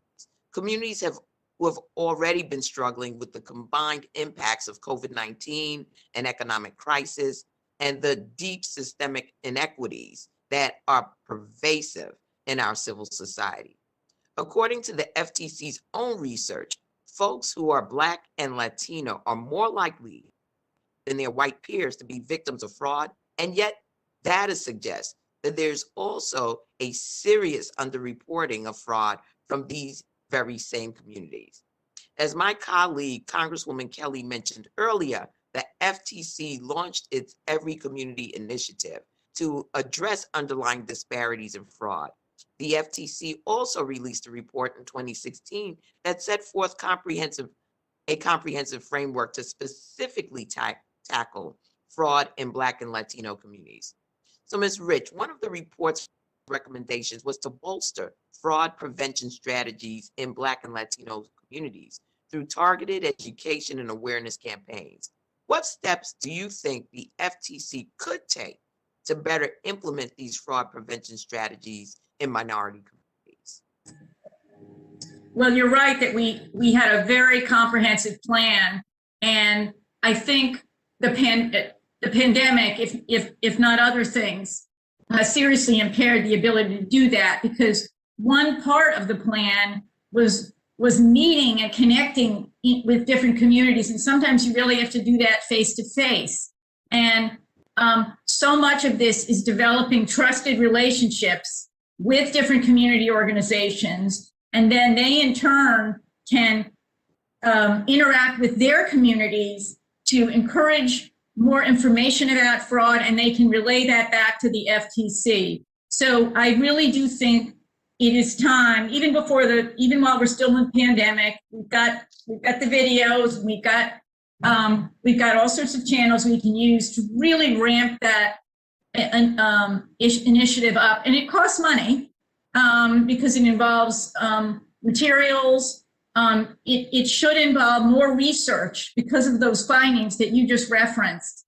That was about the Black and Latino communities. It was a small set of findings. There's a lot more research that needs to be done to figure out more effective ways to reach out into these communities. So I look forward to further discussing this and looking Yes. at ways that we can be nimble and creative in penetrating those communities that are most vulnerable. I'd like to also add native lands to that as well. Yes. The FTC's 2016 report also highlighted law enforcement actions that can be taken to address these disparities, including bringing more cases against entities that intentionally target or disproportionately impact vulnerable communities, Black and Latino communities. Ms. Patton, can you briefly provide some example of how scammers target minority communities?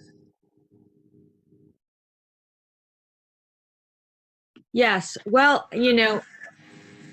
one thing that is certain is that scams do target everybody, but especially during this pandemic, when we're seeing that minority communities and people of color are being harder hit by COVID-19, we are seeing a corresponding exponential growth in scams targeting people that are suffering the most economically and health-wise.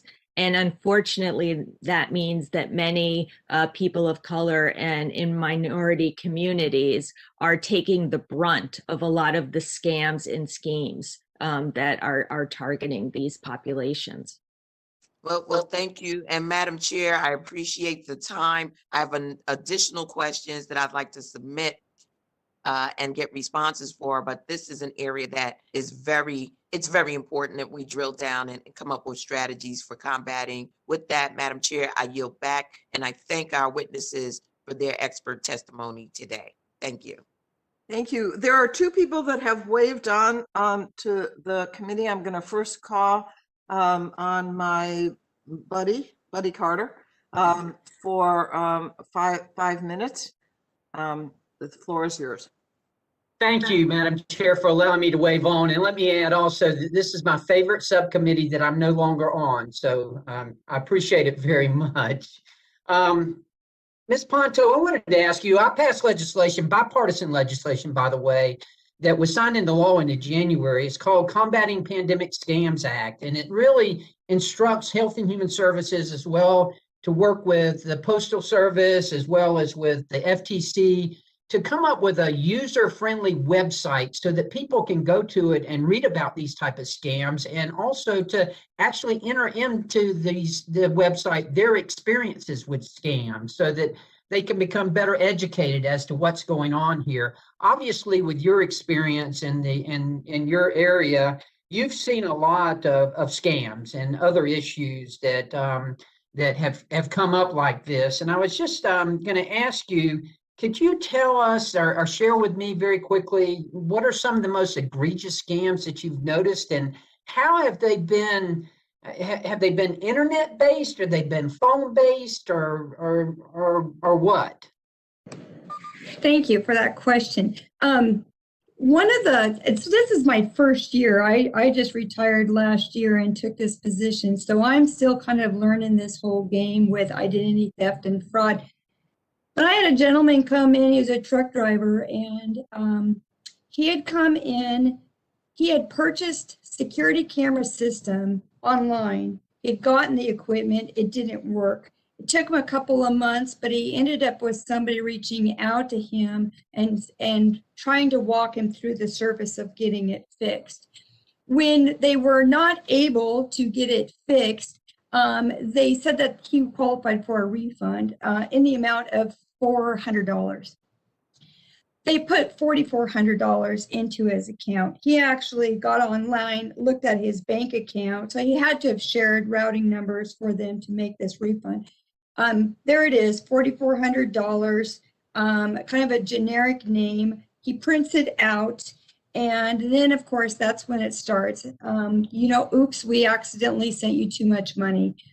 So you keep, X dollar amounts, and we would like you to go and get the rest of the refund in gift cards. We suggest you go to Fred Meyer's and Target. And again, it's this gift card scams that we're seeing, and we're not understanding how do reasonable people think this sounds right? Why are we missing the flags?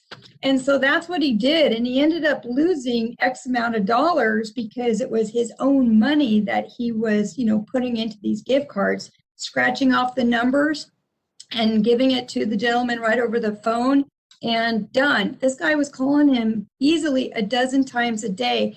See a lot of these scams coming in, and it's very alarming because there's an online portion to that. He showed me his bank account. When he went to the bank told him that money had never been in there in the first place. And yet here we are looking at his bank account, and there it is. So there's a sophistication level that we are not understanding, but common sense people, this doesn't look right. These are so many red flags. And so how do we get that out to our folks? And really, this was the reason in the impetus, if you will, behind the legislation, was to educate people as to these type of scams and to help them understand and learn from this. Not only that, but have them have the opportunity to share. Now, it was primarily aimed at scams during the pandemic, which we've seen advertise ineffective PPE. We've seen advertise false cures and false preventions for the virus. That's primarily what was aimed at. Just wondering what do you think is the best line of defense? Ms. Ponto, can you share with me very quickly how can we help people the most?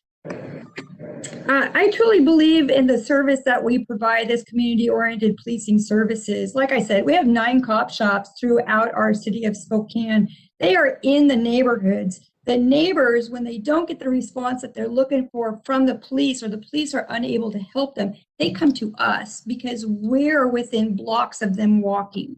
And we are a fantastic first line to help them. And then we can actually walk them through the process of identity theft reporting. And I think that is a huge tool that other cities really need to take a look at. Good. Well, thank you very much for your help and for your testimony, for all of the witnesses. And again, it's the Combating Pandemic Scams Act, and it's a good piece of legislation. It's good law now that hopefully will help people to educate people and help them to share their experiences. And again, Madam Chair, thank you for allowing me to wave on. And I yield back. Thank you. Well, I miss you, Representative Carter, on the committee, and I also really miss Congresswoman Rochester on the subcommittee. And I yield to you 5 minutes and welcome both of you anytime to wave on. Thank you so much, Chairwoman Schakowsky, for allowing me to wave on to this vital subcommittee, and especially for your vision for the 21st century consumer rights agenda. A powerful, powerful vision. And I too want to congratulate Ranking Member Bilirakis for his new appointment. And thank you to the witnesses for testifying. As we all know, we are in the middle of the worst public health crises in a century and a crippling recession. The last thing my constituents should be worried about is a fraud and scams. Sadly, the stories we heard at our last hearing have unfortunately not stopped. Thankfully, at the end of the last Congress, we took action, and I was proud to co-lead the Combating Pandemic Scams Act and proud to support the COVID-19 Consumer Protection Act. I will soon reintroduce my bill, the Fraud and Scams Reduction Act, which will continue to make important reforms to empower the FTC and key stakeholders. We need to take action to address the prevalence of scamming in the US. And in that regard, I'd like to begin my questions with Ms. Rich, and I'd like to follow up on Ms. Kelly's questions earlier. In your testimony, you identified the importance of reaching every community. Yet you mentioned a lack of demographic data in the FTC's current complaint database. From your experience, what kind of demographic data does FTC currently collect, and what kind of data should they be able to collect that you believe is not being collected? Thank you. Very important issue. Well, I haven't been there for 4 years, and I know they're doing a lot with data. You can go to the website and now see all sorts of breakdowns, including by state and locality, et cetera. But when I was there, we did not collect the kind of demographic data that you need to figure out how scams are saturating different communities. And the findings that have been cited in this committee that fewer people in African American and Latino communities complain, but they're disproportionately victimized by fraud, was that analysis was done through workarounds using general fraud data and census data. And it was painstaking and it was very time consuming, but much more of that work is needed. And so, it's very sensitive to collect demographic data. So, and maybe the FTC's, been giving this some thought since then. So I really encourage you to engage directly with the FTC to figure out how they can get this done, because they cannot figure out what's going on the ground without it. So it's very important. Yeah, I think one of the follow-up questions that we will have is about what authorities they would need to successfully expand this program. My next question is following up on Ms. Trahan's line of questioning as well. We were in pretty similar questions regarding, this is to Mr. Kovacic. In your testimony, you suggested that the FTC could benefit from better data analytics. Can you give us some examples of the trends that the UK watchdog identified that we would not be identified, that you would not have identified without the better data tools that and would have taken too long to identify? Yeah, they were able to spot trends and patterns in episodes of misconduct and complaints within 2 or 3 days, instead of taking a month to sort through information. They were able to process at least week by week, very accurate profile of where the complaints were coming from, who the firms were, so that when you started your combination of warnings, lawsuits, and other publicity going out to consumers saying, here are the problems. That is, last week we saw this problem. It's happening right now. Watch out for this problem. They were able to compress that kind of analysis, outreach, enforcement, education into a couple of days instead of it taking maybe a month. And on your question, Congresswoman, about doing the research, you can start to use this kind of capability as a platform to work with researchers who do this kind of analysis, academic institutions, intellectual hubs, to build a better understanding of how commerce and misconduct take place in disadvantaged communities. And you can build this capability to use those tools to get a better idea of what's going on.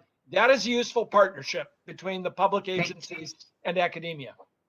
Thank you. We'd like to follow up with you on the lessons learned by the UK that Congress can learn, as well as the FTC. Thank you so much, Madam Chairwoman, and I yield back. Thank you. Well, thank you. I really appreciate the incredible testimony and the Q, and especially the answers that we got. I think it is obvious, I hope, to all the witnesses that this is one of the most popular hearings that I've been at. And I think one of the most revealing in terms of the suggestions that we got. That's always so important. So thank you for what you've done. And I'm sure you're going to get some follow-up questions. And I hope that you will expect that you'll answer them promptly. And without objection, let's see, what am I? I want to add into the record, for letters from, for the record, a letter from UST, what is it? Oh, I see, US Telecom. A letter from the FTC, a letter from the Coalition of Online Accountability, and a letter from FTC to Representative Latta. And without objection, so ordered. I remind members that pursuant to committee rules, they have, excuse me, they have 10 business days to submit additional questions to the record to be answered by the witnesses who have appeared. And as I said before, I ask each witness to respond promptly to any question that they may receive. And at this time, with enormous gratitude, the subcommittee is adjourned. Thank you.